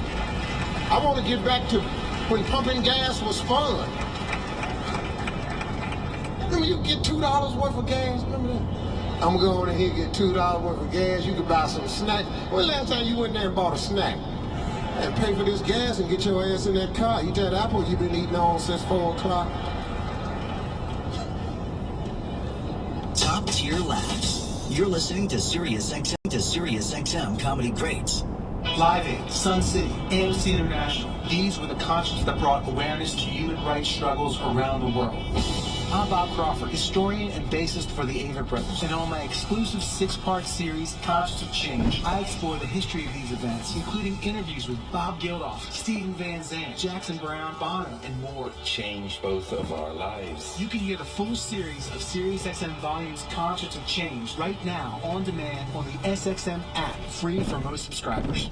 What's done more to improve overall health and wellness? Modern medicine or personal hygiene? Actually, it's both. But considering that bathing went mainstream in the 1800s and brushing your teeth in the 1900s, isn't it time for something new, like cleaning your nose? After all, your nose is the body's air filter for trapping dirt and germs, the first line of defense against allergens, bacteria, and viruses from getting into your lungs. But how do you clean your nose? With Navage. Navage isn't medicine, it's more like plumbing. Navage uses powered suction to pull saline in one nostril to the very back of the nose where germs can get trapped and multiply.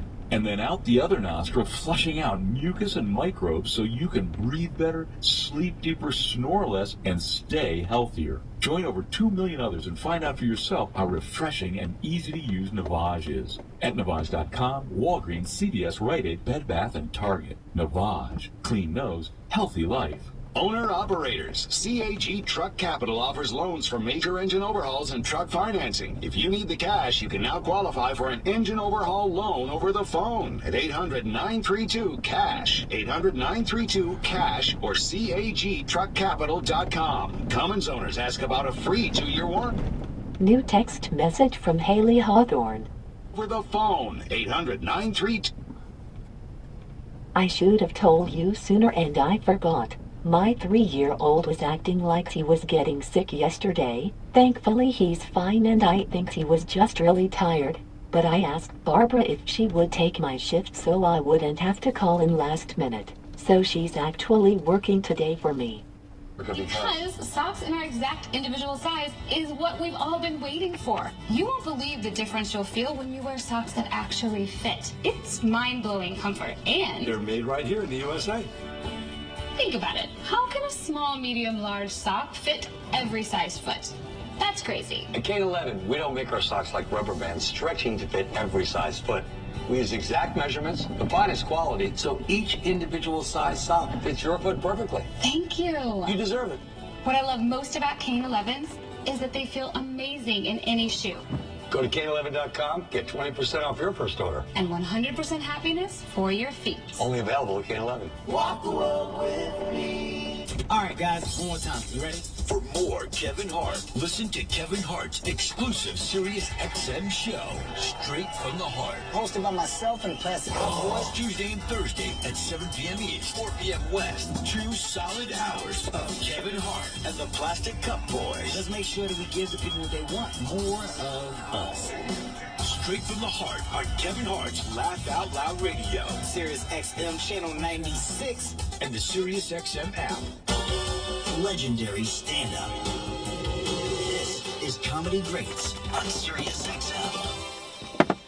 I'm also...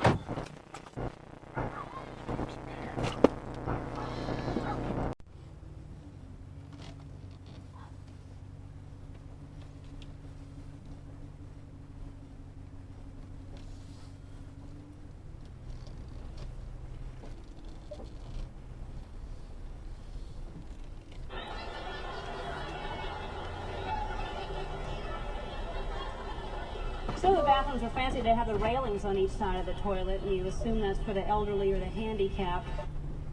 Jays will be playing tomorrow. 3-1. Swinging a ground ball wide at third. Donaldson has a chest-high hop. Short way to second for one. The turn by LeMahieu in time at first base. 5-4-3 around the horn it goes, and there are 2 down. Defensively for New York today, Josh Donaldson, the former Blue Jay, starts the twin killing. It's Isaiah Kiner-Falefa, the shortstop, with DJ LeMahieu at second base. And Ronald Guzman,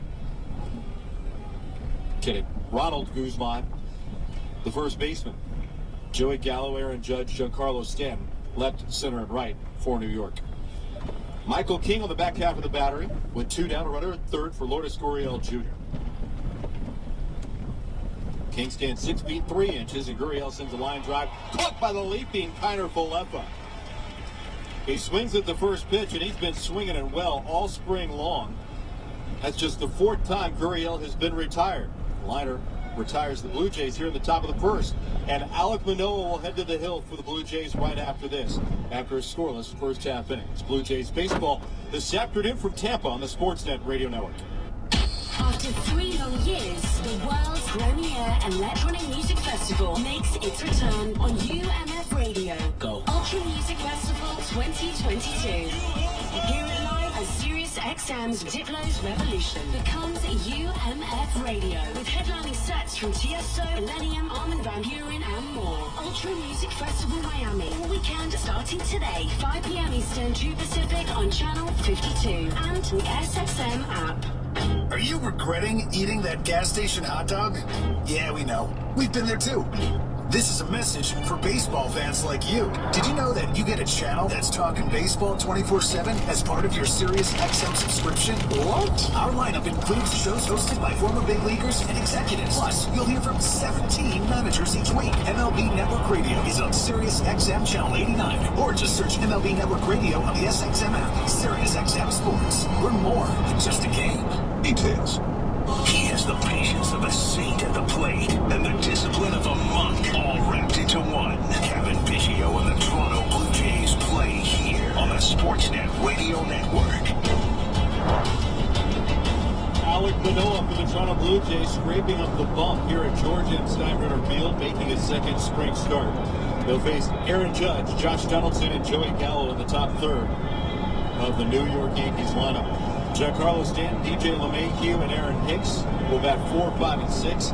Isaiah Kiner-Falefa, Ronald Guzman, and Max McDowell batting in the bottom third for Aaron Boone.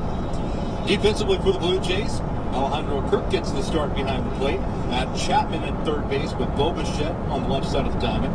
Up the middle with Kevin Biggio at second. Vladimir Guerrero Jr. plays at first. Lourdes Gurriel Jr., Malik Smith, Josh Palacios in left, center, and right. 24 Celsius, 74 degrees Fahrenheit. It is a brilliant blue canopy up above us here this afternoon. Couldn't draw it up much better. Manoah off to the first base side of the slab. Rubs the baseball between his two big bare hands. Now tucks that bright red mitt deep down on the left and stares in to get the sign. Aaron Judge is 1 for 8 in spring training play. Right-handed batter takes the pitch and misses outside, and Manoah tumbles down. You can see the skid mark on the follow-through and where he landed. Now that's concerning. Manoah kind of brushing it off. Charlie Montoyo, the Blue Jays manager, is upright, leaning on the screen. Pete Walker, the Blue Jays pitching coach, his attention has been drawn, and here comes Jose Menestral as well, the Blue Jays trainer. They're going to go out and talk with Alek Manoah. Manoah on that follow-through, you can see where the back foot drug, and then basically the toe left a skid mark.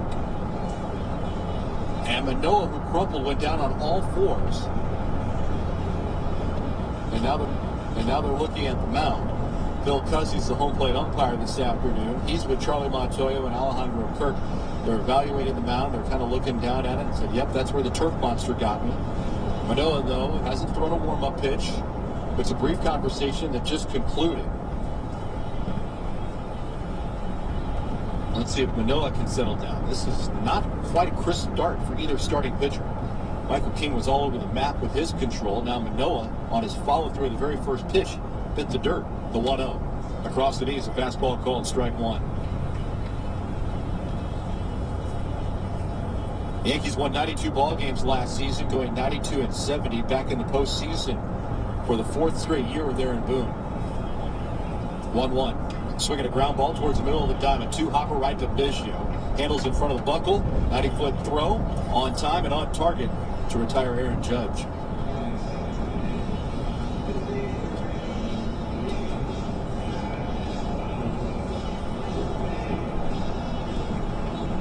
Oh, a very subdued welcome to the plate for Josh Donaldson. Recently acquired by New York from the Minnesota Twins. Went 1 for 6 so far in spring games. That one hit was a home run. You know the look, you know the batting stance immediately when you see Josh Donaldson, regardless of the uniform that he's wearing, in the batter's box. He's been in Cleveland, Atlanta, and now Minnesota to New York. The pitch by Manoah. Down and in, ball one. Donaldson's 36 years of age, 3-time All-Star, 2-time Silver Slugger Award winner. 2015 MVP with the Blue Jays. Manoah kicks and comes home. And the pitch is low. 2 balls and no strikes. Alek Manoah is 23 years of age, posted a .322 earned run average, which tied Aaron Sanchez in 2015 for the second lowest earned run average in club history for a rookie. 2-0. There's a swing, a broken bat, fly ball out to left field. Pushing Gurriel back, still in front of the warning track. Underneath it, he'll make the catch. And there are 2 away.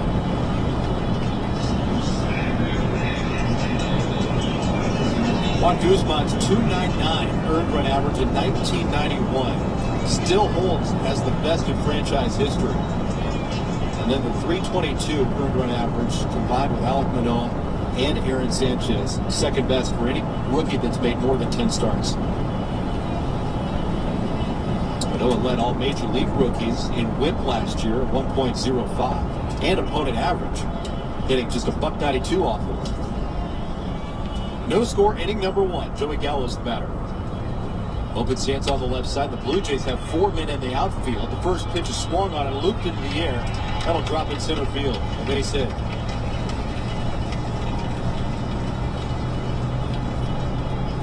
Gallo is one of the guys over the last couple of years, just like Bryce Harper and a handful of others, that the Blue Jays will deploy a 4-man outfield. Kevin Biggio, when he's playing second base, races out from the position of the diamond to play in right field as Gurriel, Alex Smith, and Josh Palacios then kind of swing to their right, closing down the distance in the grass. But a Gallo bloop extends this first inning with 2 down. Giancarlo Stanton's the batter. And a home run on Wednesday against the Orioles. Had 35 of them last season. Manoah's pitch down and away, ball 1. 347 home runs for Giancarlo Stanton since breaking in 2010. That's the second most in Major League Baseball, only trailing Nelson Cruz, who has hit 394. 1-0. Inside with a fastball missing. 2 balls and no strikes on Stanton.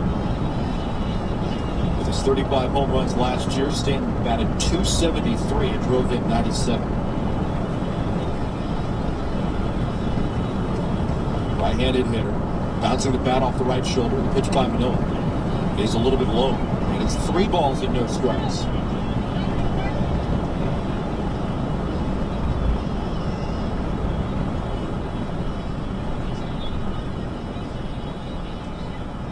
Big numbers for Manoah on the heels of last season, and that's the launching point for him moving to this year. The 3-0. High strike called on Stanton. That'll keep Stanton at the plate. The strikeout percentage was very high. The earned run average, of course, very strong. Finishing second among Major League rookies. His strikeout rate was 3rd best among Major League rookies at nearly 28%. The 3-1. Check swing by Stanton. The toss is there on the inside corner. Good fastball, knee high. 3 balls and 2 strikes.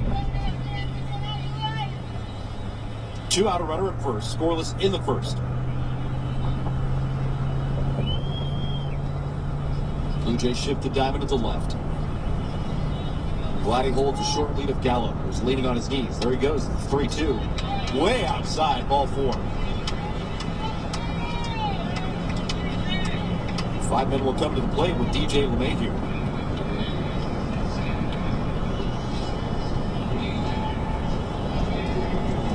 LeMahieu back at second base. He's been bouncing around with the New York Yankees. Last season he played at first, he played at third, he played at short. So he might play all those positions, but going in, he's going to start at second base. You've got Anthony Rizzo, who signed his deal to play at first. You just got Josh Donaldson, but with Donaldson's injury history, LeMahieu has to stay ready to move from a second base every day, starting position when the season opens in less than 2 weeks, to be ready to play third. Runners on at first and second. Manoah deals. Fastball's in the dirt, ball 1. LeMahieu 4 for 10 in spring training play with a couple of doubles and a home run.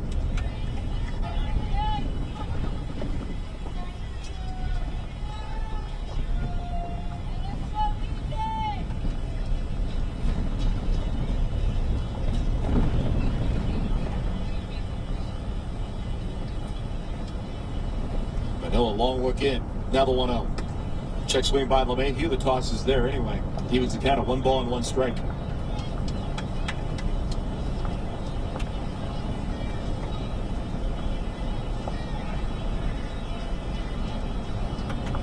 A little bit of a breeze as you can see the flags in left center field flutter just ever so slightly. The 1-1. Sweat a pitch down to the dirt and completely whiffed on it. The runner at first didn't realize it until late, but Gallo realized it immediately, staring in from second. He'll advance on the wild pitch to third.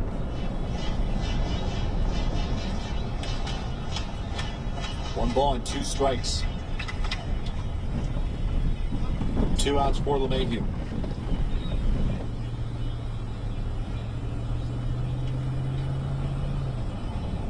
Alek Manoah trying to drive up his pitch count somewhere near 55 today. The 1-2. Fastball's inside. He was counted 2 balls and 2 strikes.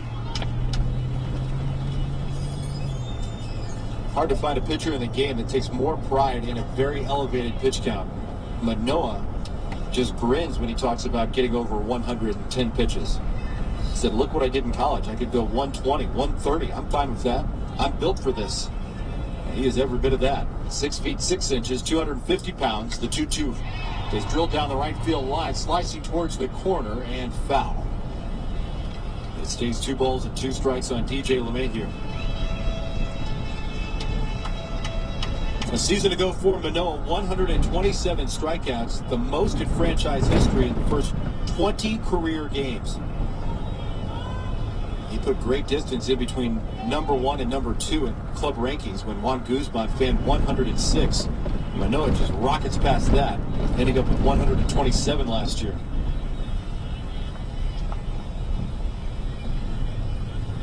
Runners on at first and second. 2-2 to LeMahieu. There's a slider, bounce right down to third. Chapman's got it. Double clutches out of the glove. Good throw. In time to retire LeMahieu and New York. No runs, a base hit, wild pitch, and a walk. Runners are left on the corners for the Yankees. We have played 1. And no score for Toronto and New York this afternoon on the Sportsnet Radio Network. Follow the U.S. men's national team on the road to the World Cup on Sirius XM-FC. Led by superstar Christian Pulisic, the Stars and Stripes continue their quest to reach Qatar. And he does finish! It's Pulisic for the USA! Get insight from the likes of U.S. Soccer Hall of Famer Tony Meola. World Cup qualifying is one of 2 things. It's pass or it's fail. Jump on the bandwagon with your home for soccer, Sirius XM-FC 157, or wherever you are on the SXM app. The greatest spectacle in all of sports is on Sirius XM.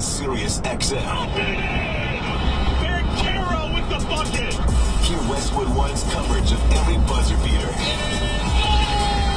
every upset, every legacy-defining moment. Defending champions will defend it no more. Leading up to the men's NCAA National Championship. You bet. On Sirius XM and the SXM app, free to most subscribers.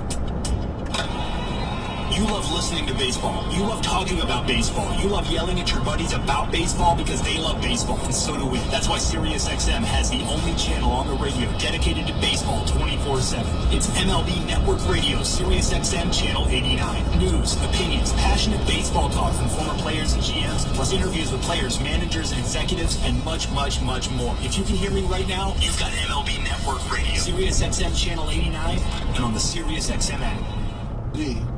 If your dad was an All-Star or Hall of Famer, you probably played for the Blue Jays. Vladdy, Bichette, Biggio, and the Toronto Blue Jays play here on the Sportsnet Radio Network.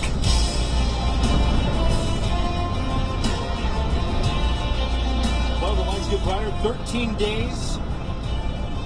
And it's opening day for the Toronto Blue Jays on April the 8th at Rogers Center. We're in Tampa today for spring training baseball. Matt Chapman leads off the scoreless second, and his check swing foul ball floats over the first base dugout for strike 1. He's facing right-hander Michael King. Struggled with his control in the first inning. Let's see how inning number 2 treats King. Walked Kevin Biggio and then dotted Bo Bichette. Got a ground ball that went around the horn for a double play off the bat of Vladimir Guerrero Jr. The pitch to Chapman. Down and away. 1 ball and 1 strike on Chapman, who's 1 for 6 as a Blue Jay in spring. The 1-1. Up and away. 2 balls and 1 strike. Moment of concern on Monday against the New York Yankees when Ender Inciarte tried to steal third base. Chapman went over to cover up the bag and got his arm exposed in between the cleats and the cushion. Swing and a miss at the breaking ball. Even counted 2 balls and 2 strikes for Chapman. There was a laceration that's now just simply a large Band-Aid on his forearm. But the moment of concern is because of the amount of blood and Bo Bichette's reaction. He was waving the trainer to come out, and then Chapman was ushered off. They thought maybe the spike would cause some stitches, but just had to button it up. The 2-2. Watch out. That comes up and in, and it gets Chapman on the knob of the bat.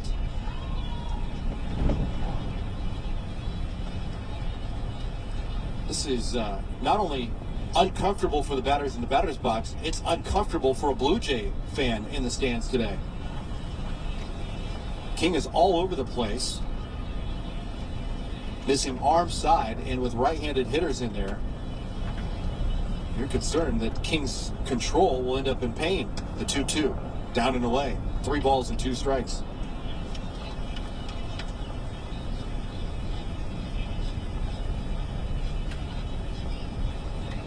Deep in the right-handed batter's box, Chapman looks out. King throws. Slider, check swing, ball going around.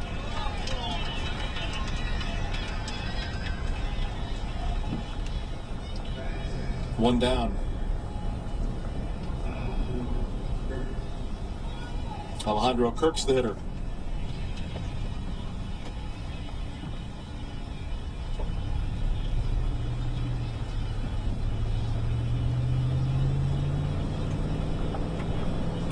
Here's the pitch.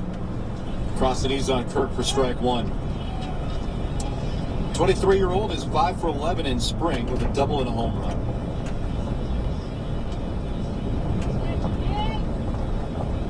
The pitch.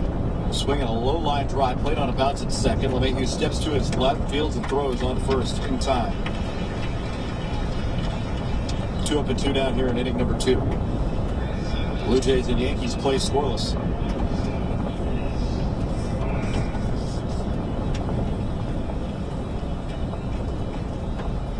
Reese McGuire will be the batter. He's DHing today. Josh Palacios and Malik Smith also have yet to bat. Yankees move the diamond, a big shift, leaving Donaldson way off the line. A third of the way towards second. The pitch to McGuire. Low ball 1.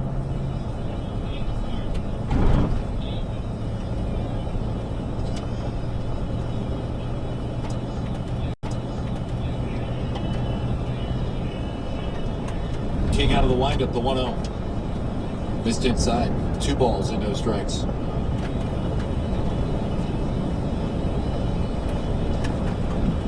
McGuire, the left-handed batter. Likely to be one of 3 catchers making the opening day roster. The 2-0 is low in the dirt. 3 balls and no strikes. Well, throwing 3 pitches outside the zone to every hitter will certainly limit the depth that Michael King was hoping to complete today in his start for New York. Right-hander's 25 years of age, 6'3", 210 pounds, from Rochester, New York. McGuire swings and he lines a base hit into center field.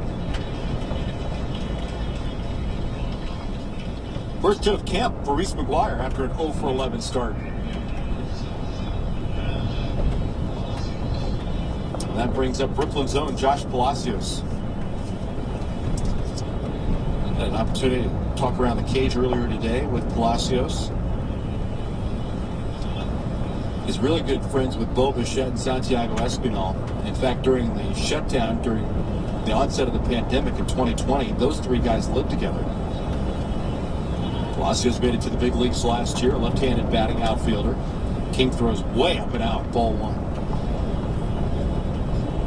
I asked Josh where he spent the offseason. He said, well, he went back home to Brooklyn, but over the last couple of years, he makes sure he's down by New Year's Day, somewhere in Florida. He's on the other coast, on the eastern side in South Florida, training with Santiago Espinal. The 1-0. Up and away. 2 balls and no strikes. Santiago Espinal, easy to point to him saying, wow, that guy really bulked up. A lot of emphasis on his cardio work. Did a lot of sprinting, a lot of weights. You can definitely tell that the body is filled out at his biceps and his chest area. And I said, okay, what about you? If your buddy bulked up 15 pounds, how much did you pack on? The 2-0. Down the middle, fastball taken for a strike, and it's 2-1. He said, actually, I did add 10 pounds. I'm up to 205. Usually I'm around 190, 195, but with Santi and his aggressive workout regimen, I actually packed on some pounds too.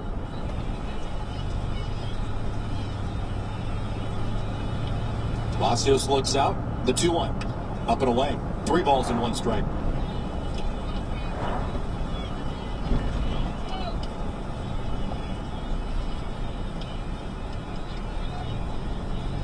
No score, top of the 2nd inning.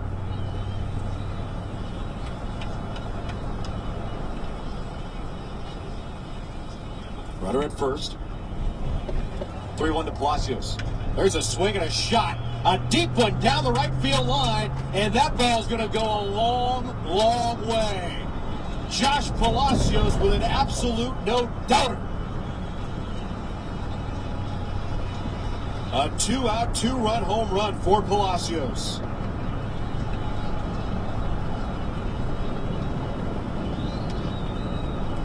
Josh Palacios with his first home run of spring training was a moonshot. That went over the wall, over the low section, and on top of the concession stand where it bounces off the 10 and then ricochets out of the ballpark. That was a bomb. Wow. 2-0 Toronto. Here's a square and a Malik Smith bunt, third base side, speared by Donaldson on the bare hand on a bounce. A scoop at first made by Guzman to get Smith the speedster. So the inning comes to a close, 1 pitch after Palacios with a blast. A 2-run home run in the top of the 2nd inning has Toronto in front, 2-0. This is Blue Jays baseball on the Sportsnet Radio Network. See you later, winter. Kick the cold to the curb and spring on over to the SXM app for the ultimate spring awakening music mix, featuring more than 5 hours of sunny songs from Taylor Swift, Bob Marley, Maroon 5, Mary J. Blige, and more.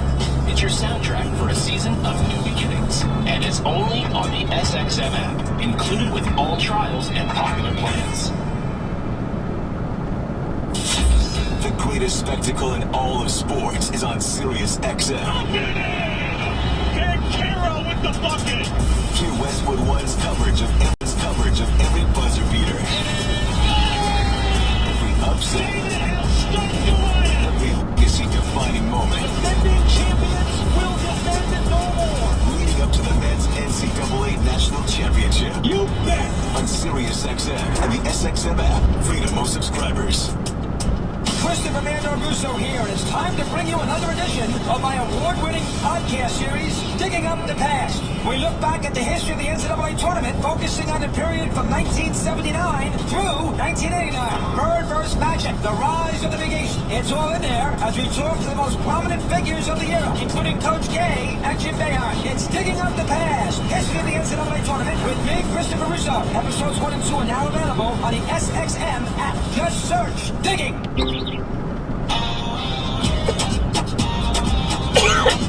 Hola, yo soy Vladimir Guerrero Jr. y ustedes están escuchando los Blue Jays Baseball en la emisora radio de Sportsnet. Vladimir Guerrero Jr. and the Blue Jays have a 2-0 lead, courtesy of Josh Palacios. His first home run of spring training. 2-0 Blue Jays going into the bottom of the 2nd inning. Aaron Hicks, Isaiah Kiner-Falefa, and then Ronald Guzman. 6, 7, and 8 in the order, then Max McDowell clears the card for the Yankees. Blue Jays shift up to the right, stretching out the triangle defense with Kevin Biggio in shallow right field. Bill puts his toes right on the cut of the outfield grass and infield dirt. It's just beyond the right side of the mound. Chapman left alone on the left side. The left-handed batting, Aaron Hicks starts to square, pulls back. Manoah fires up and away. That's ball 1. Well, some unfortunate news has been confirmed by the Toronto Blue Jays moments ago. The the club confirms the arrest of pitching coach Pete Walker, driving under the influence. He was charged in Pinellas County on Friday morning, a little bit after 2 a.m. The 1-0. Line ball towards center field. Gliding to his right, now in, and then now it's Smith. Lets the ball fall in front of him. It was a big swing by Smith. He got it off the end of the bat. That ball just kind of died. And the result is a knock. Off the bat, that looked very routine. I think Malcolm Smith expected more drive.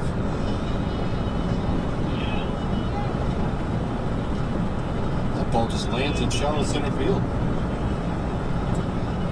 We've just been told as well in the press box that Pete Walker will make a statement after the ball game. Charlie Montoyo as well will make his normal comments after the ball game, address what he saw in action, and of course deliver the club statement about the unfortunate news. Pitching coach Pete Walker again charged with DUI early on Friday morning. Isaiah Kiner-Falefa at the plate, the 1-0 in the dirt. 2 balls and no strikes. Terrence Welling is alongside, literally alongside, here this afternoon. Just to my left, he's working on the story for Sportsnet.ca.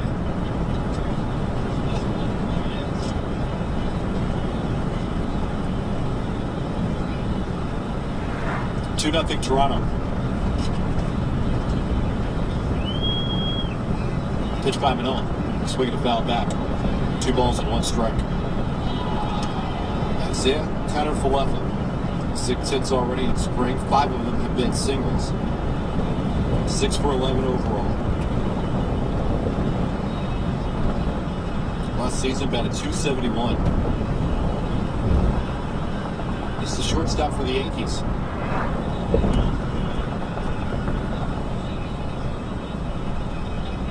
One. Ground ball foul, skipping over the coaches on the near end of the third base dugout. Last season for Kiner-Falefa, he posted career highs in runs, hits, doubles, home runs, RBIs, and stolen bases. Really nice season for the 26-year-old.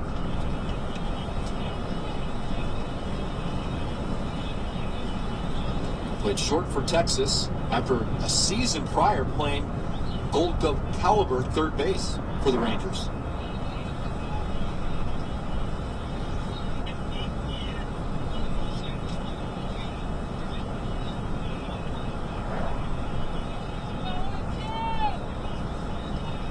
The pitch by Manoah.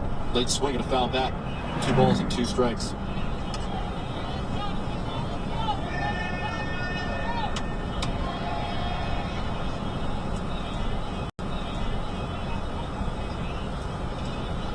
Right on cue, I mentioned Arden's Welling, and the tweet gets fired off. That story is up on Sportsnet.ca for details about, again, Pete Walker, Blue Jays pitching coach, being arrested Friday morning in Pinellas County. Pitch. Strike 3 on the inside corner. Good slider. Kiner-Falefa goes down looking. First strikeout for Manoah this afternoon.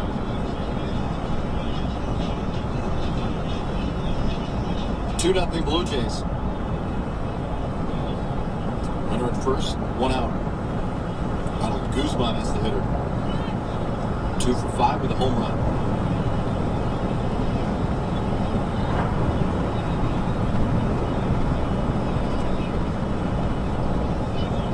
No deals. Off the end of the bat, 2 hopper down to third. Chapman's got it, goes to Biggio at second for 1. A turn to first in time. Double play. Beautifully drawn up. Taylor made for Chapman to Biggio to Guerrero. Going to see a lot of that during the regular season. Inning-ending double play. We are through 2, and it stays 2-0 Toronto over New York. This is Blue Jays baseball on the Sportsnet Radio Network. The Super Bowl of Pro Wrestling is drawing near, and Busted Open is getting you ready for 2 massive nights of WrestleMania. Join Dave LaGreca and his Hall of Famer co-hosts, Mark Henry, Bully Ray, and ECW legend Tommy Dreamer, Monday through Saturday at 9 a.m. Eastern, as they bring you top-tier insight and interviews. It all culminates on April 2nd with Busted Open's annual WrestleMania party on site at Texas Live in Arlington. Your home for pro wrestling is Sirius XM Fight Nation, Channel 156. The greatest spectacle in all of sports is on Sirius XM. Big Hero with the bucket. Hear Westwood One's coverage of every buzzer beater. Every upset. Every legacy-defining moment. Defending champions will defend it no more. Leading up to the men's NCAA National Championship. You bet. On Sirius XM and the SXM app. Free to most subscribers. Calling all fantasy baseball players. Your place to win your fantasy baseball league is Fantasy Sports Radio. Where the top experts draft against each other. It still comes down to finding those cheap pitchers. That is the key. And get insight from real MLB decision makers. Yankees manager Aaron Boone. We expect him to very much be in the mix for some significant at-bats. Dominate your fantasy baseball draft and win your league. Sirius XM 87. And hear all our expert drafts by searching drafts on the SXM app.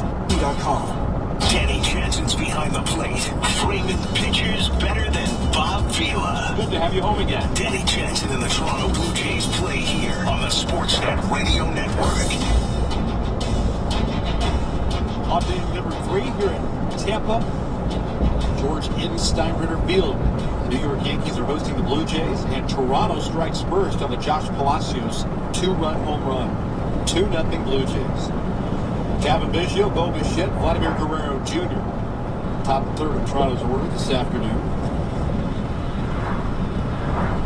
If it was opening day, you know George Springer would be on the top slot. Today, it's Kevin Biggio's honor. The pitch. Michael King, a right-hander's first pitch, is a breaking ball that wrapped around the outside corner and missed low for ball 1. A lot of emphasis over the last couple of years on how and where Kevin Biggio will play. The 1-0. There's a swing and a drive out to deep right field. Stanton goes back, turns at the wall, and it's gone. Well, we were talking earlier about Kevin Biggio trying to muscle up and produce third base power numbers, being the third baseman last year. That's good power and a rising line drive off the bat of Biggio. The left-handed swinger turned on it and rockets it over the wall in right field. Second home run of the afternoon for Toronto. 3-0 Blue Jays. Franchise record in home runs, and this club doesn't show any sign of slowing down from last season to this season. Michael King to Bo Bichette. Takes wide, ball 1.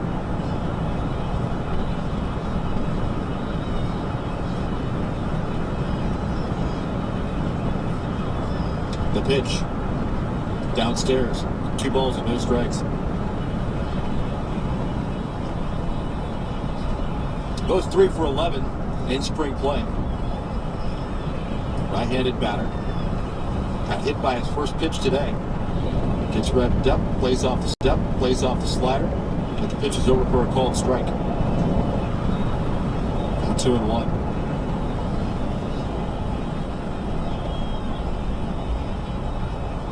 King deals. Swinging a foul back by Bichette. It's 2 balls and 2 strikes. But with his numbers last year, more than 25 stolen bases and home runs.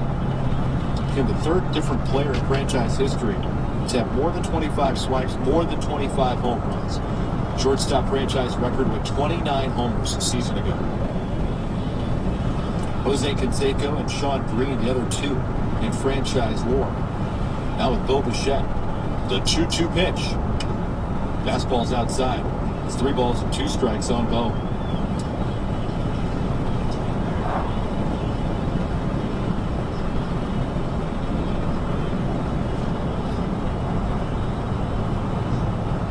Right back into the wide. King deals. There's a swing, a high fly ball out to left field. Gallo drifting back, heels near the warning track. Sun gleaming off the glasses as he makes the catch. Bo just missed it. 1 away.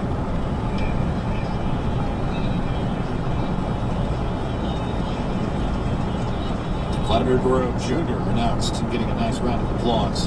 Vladdy gets ready to dig in. 3-0 Blue Jays from the top of the third.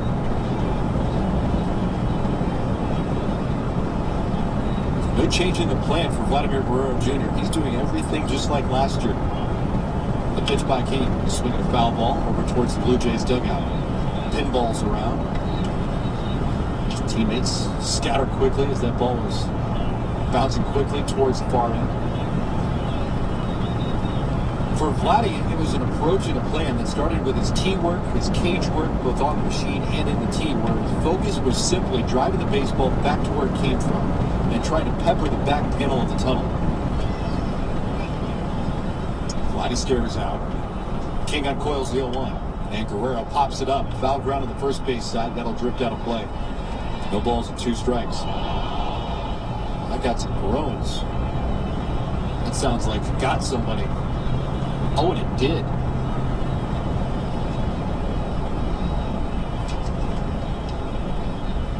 That got a fan on the walkway in between the lower and then the upper bowl. 0-2 to Guerrero. Ground ball sharply struck past the left side of the mound and bounces through into center field, a base hit. Vladdy's now 5 for 12 in spring training. Guerrero aboard with 1 out. That'll bring up Lourdes Gurriel Jr.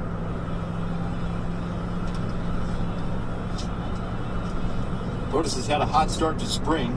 Swung the bat well his first time up and line to the shortstop. He's still 5 for 9 with a couple of doubles. This is part of a turnaround that started in August for Gurriel, where he drove this order over the last 2 months of the season. The pitch. Over for a called first pitch strike. I was talking with Mark Budzinski, who works with the outfielders for the Blue Jays and is the first base coach.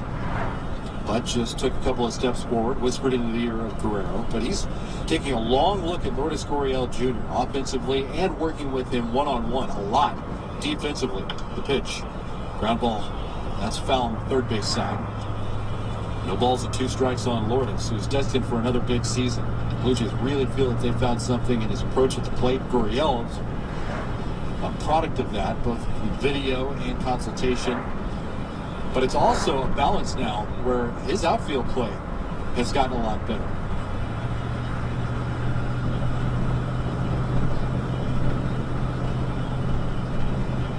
Short lead at first by Vlad. The 0-2. Strike 3 call to the inside corner. Lourdes didn't like that. Second strikeout for King. 2 away here in the third. Blue Jays, on the strength of 2 home runs, lead 3-0. Now Chapman started the second inning. He went down swing. And now time is called. Aaron Boone is going to the mound.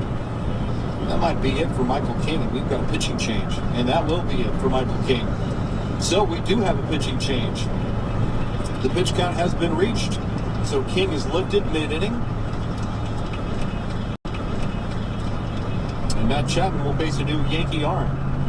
Josh Palacios with a 2-run home run. Kevin Biggio, the solo home run. It's 3-0 Blue Jays with 2 outs and a runner at first base here in the third inning.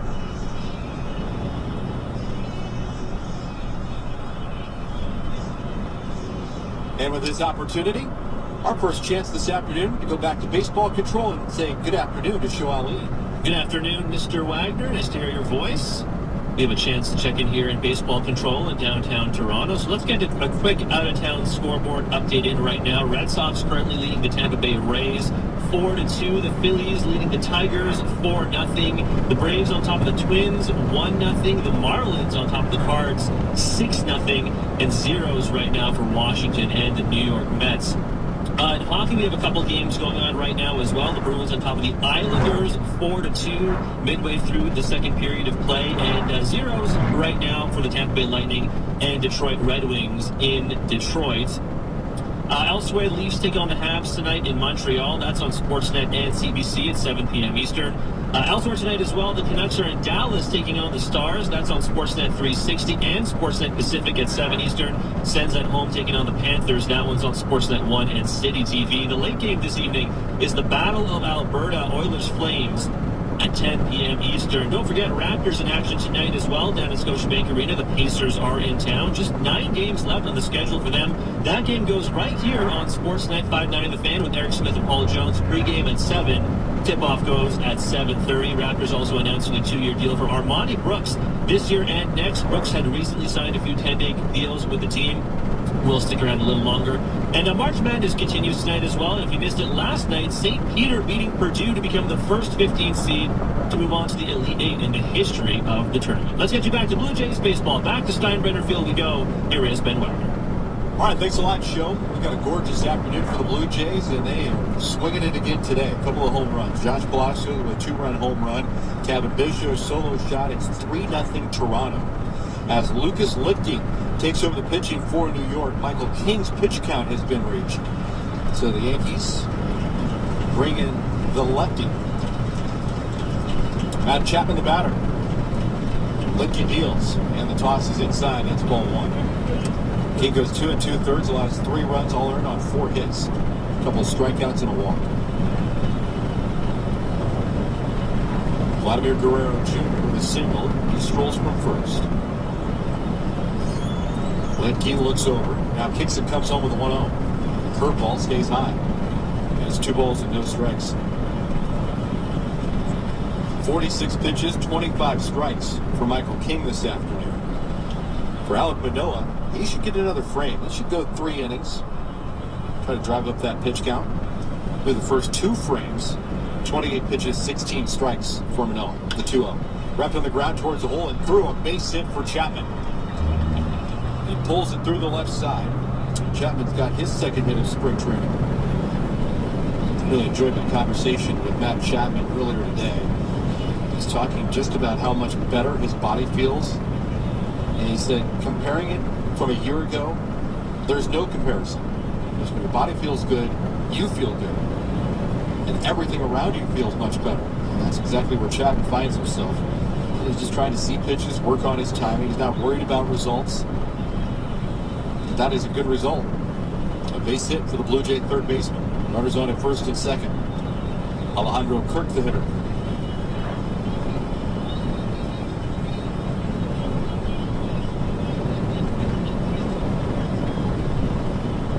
Lefty deals. Kirk chops it towards third base. Gobbled up by Donaldson. A little juggle on the exchange. Throw to first in time. That will retire Kirk and the side. A couple of singles for Vladimir Guerrero Jr. and Matt Chapman. The Blue Jays get the solo home run from Kevin Bishop. And it's 3-0 Blue Jays midway through the third. This is Blue Jays baseball across the Sportsnet Radio Network. Hi, everybody. Christopher Russo here. Check out another edition of our award-winning podcast series, Taking Up the Past, only on the SXM app. This season is a further look back at the history of the NCAA tournament as we rewind to the period from 1979 through 1989. Bird vs. Magic, the rise of the Big East, plus classic games and coaches. It's Taking Up the Past, history of the NCAA tournament with me, Christopher Russo. New episodes got Tuesday through the month of March, and you can find them on the SXM app. The greatest spectacle in all of sports is on Sirius XM. Carroll with the bucket. Hear Westwood One's coverage of every buzzer beater, every upset, every legacy-defining moment. Will defend it no more. Leading up to the men's NCAA National Championship. You bet. On Sirius XM and the SXM app. Free to most subscribers. I'm like you. If you're like me, you love baseball. You love talking baseball with your friends, and your partner on the radio is the former general manager of the Mets. This is Jim Buchanan. Join me and Mike weekdays at 10 Eastern for Power Hour at MLB Network Radio. It's baseball, and more baseball. 100% in-depth baseball talk. We spent an entire week once on pulled pork recipes. It's 95% in-depth baseball talk on Power Hour. Weekdays, 10 Eastern, MLB Network Radio, Sirius XM Channel 89. Hitters can only brace, buckle, then walk back to the dugout. His change is one of the best in the game. Hyun-Jin Ryu and the Toronto Blue Jays play here on the Sportsnet Radio Network. Fans in Ontario can buy tickets right now for Catch the Ace, Jays Care's ongoing progressive raffle. It's a brand new way to support Jays Care, and you can win big. All proceeds raised will support Jays Care programs across Ontario.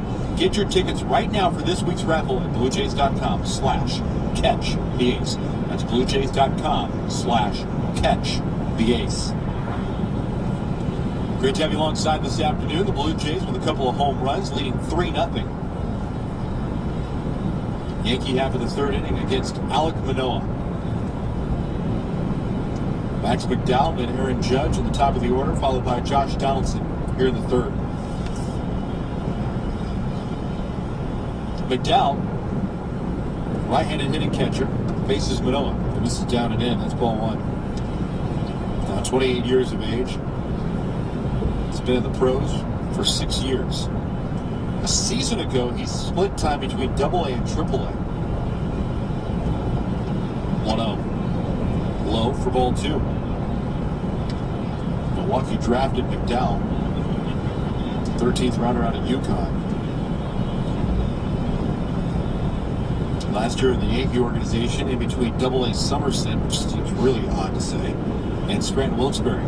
Pitch inside, 3 balls and no strikes. Forever, the Yankees had their AA affiliate not too far away from Yankee Stadium in Trenton, New Jersey. Now, Somerset, New Jersey is pretty close by as well. But it just seems so strange to say Trenton. Just like it was very strange to say Buffalo was playing in Trenton as a home team last year. 3-0. Right down the middle, a called strike, and it's 3-1. When Major League Baseball shuffled the landscape of minor league baseball, Trenton was left out in the cold. They did not have affiliated baseball, and independent cities got affiliated baseball when it was realigned. 3-1.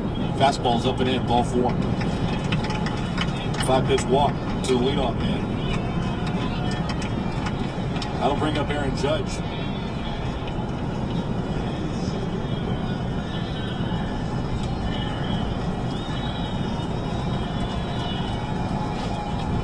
Nice round of applause for Aaron Judge, who no doubt is one of the most popular Yankees going. Brian Cashman was asked about conversations that dealt with Aaron Judge early before the ballgame, knowing that he's such a standpoint, a face of the franchise when he's going into arbitration. Pitch by Manoah. This loaded Judge, ball 1.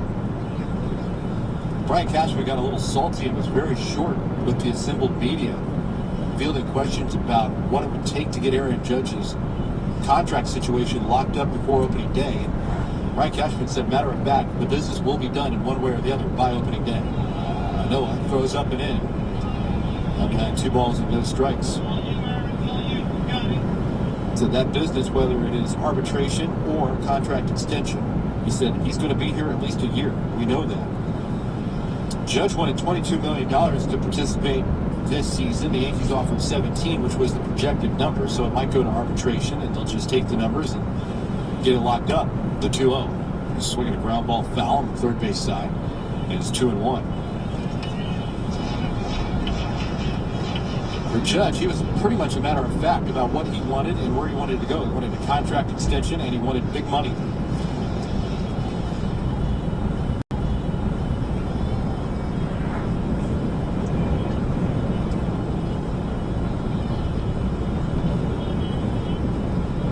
Runner at first, nobody out. Manoah from the stretch. The 2-1. Fastball pulled down to third. It's gloved on the in-between hop by Chapman. Jumped toward to second for 1. Turned to first by Biggio in time for the double play. Well, that in-between hop looked very smooth for Matt Chapman, and the Blue Jays are going to love seeing balls on the ground get vacuum up at third base. Nobody does it better on the hot corner than Matt Chapman.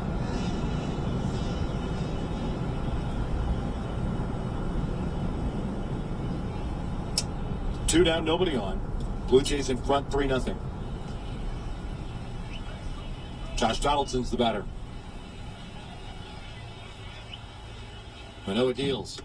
Fastball up and away, ball 1.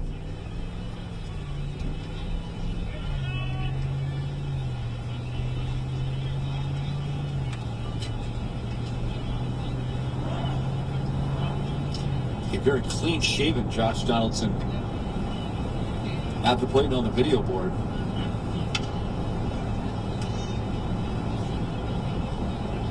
Pitch by Manoah. Donaldson looks at the slider over for a called strike, and it's 1-1. Looking back, Donaldson was one of the original scruff guys.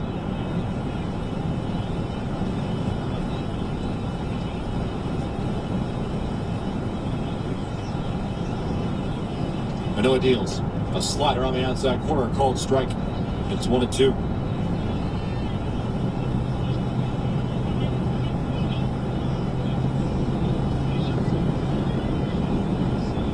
Nobody on the infield back. Outfield lined up straight away.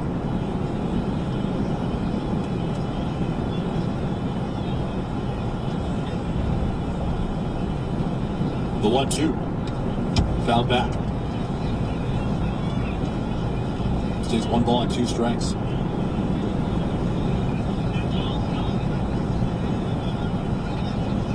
I must have missed the memo. Everybody seems like in camp has a red glove. Alex Smith is using one at center. Josh Palacios has his on in left or right field. And Alek Manoah on the mound with a bright red glove trimmed in gold.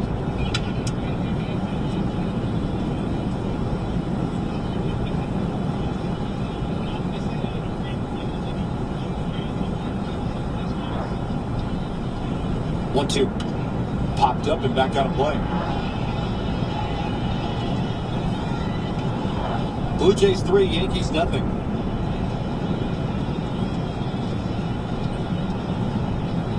Manoah circles on the first base side of the slab. Shakes out his right arm. Looks off into the distance.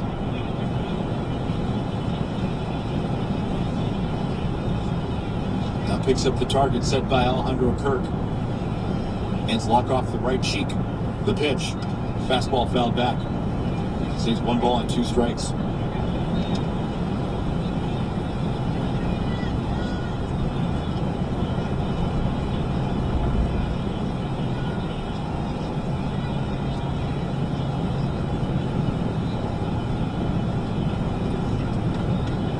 This might be the matchup after that first series wraps up against the Texas Rangers in the Bronx when the Blue Jays had that short trip to New York to face the Yankees. Manoah lines up to get game number 1. 1-2. Swing and a miss. Donaldson goes into the glove. Manoah, after issuing a 5-pitch leadoff walk, bounces back and faces the middle. We have completed 3 in Tampa this afternoon, and it's 3-0 Blue Jays over the Yankees. This is Blue Jays baseball on the Sportsnet Radio Network. Follow the U.S. men's national team on the road to the World Cup on Sirius XM-FC. Led by superstar Christian Pulisic, the Stars and Stripes continue their quest to reach Qatar. And he does finish. It's Pulisic for the USA. Get insight from the likes of U.S. Soccer Hall of Famer Tony Meola. World Cup qualifying is one of 2 things. It's pass or it's fail. Jump on the bandwagon with your home for soccer, Sirius XM-FC 157, or wherever you are on the SXM app. The greatest spectacle in all of sports is on Sirius XM. Big Kiro with the bucket. Hear Westwood One's coverage of every buzzer beater.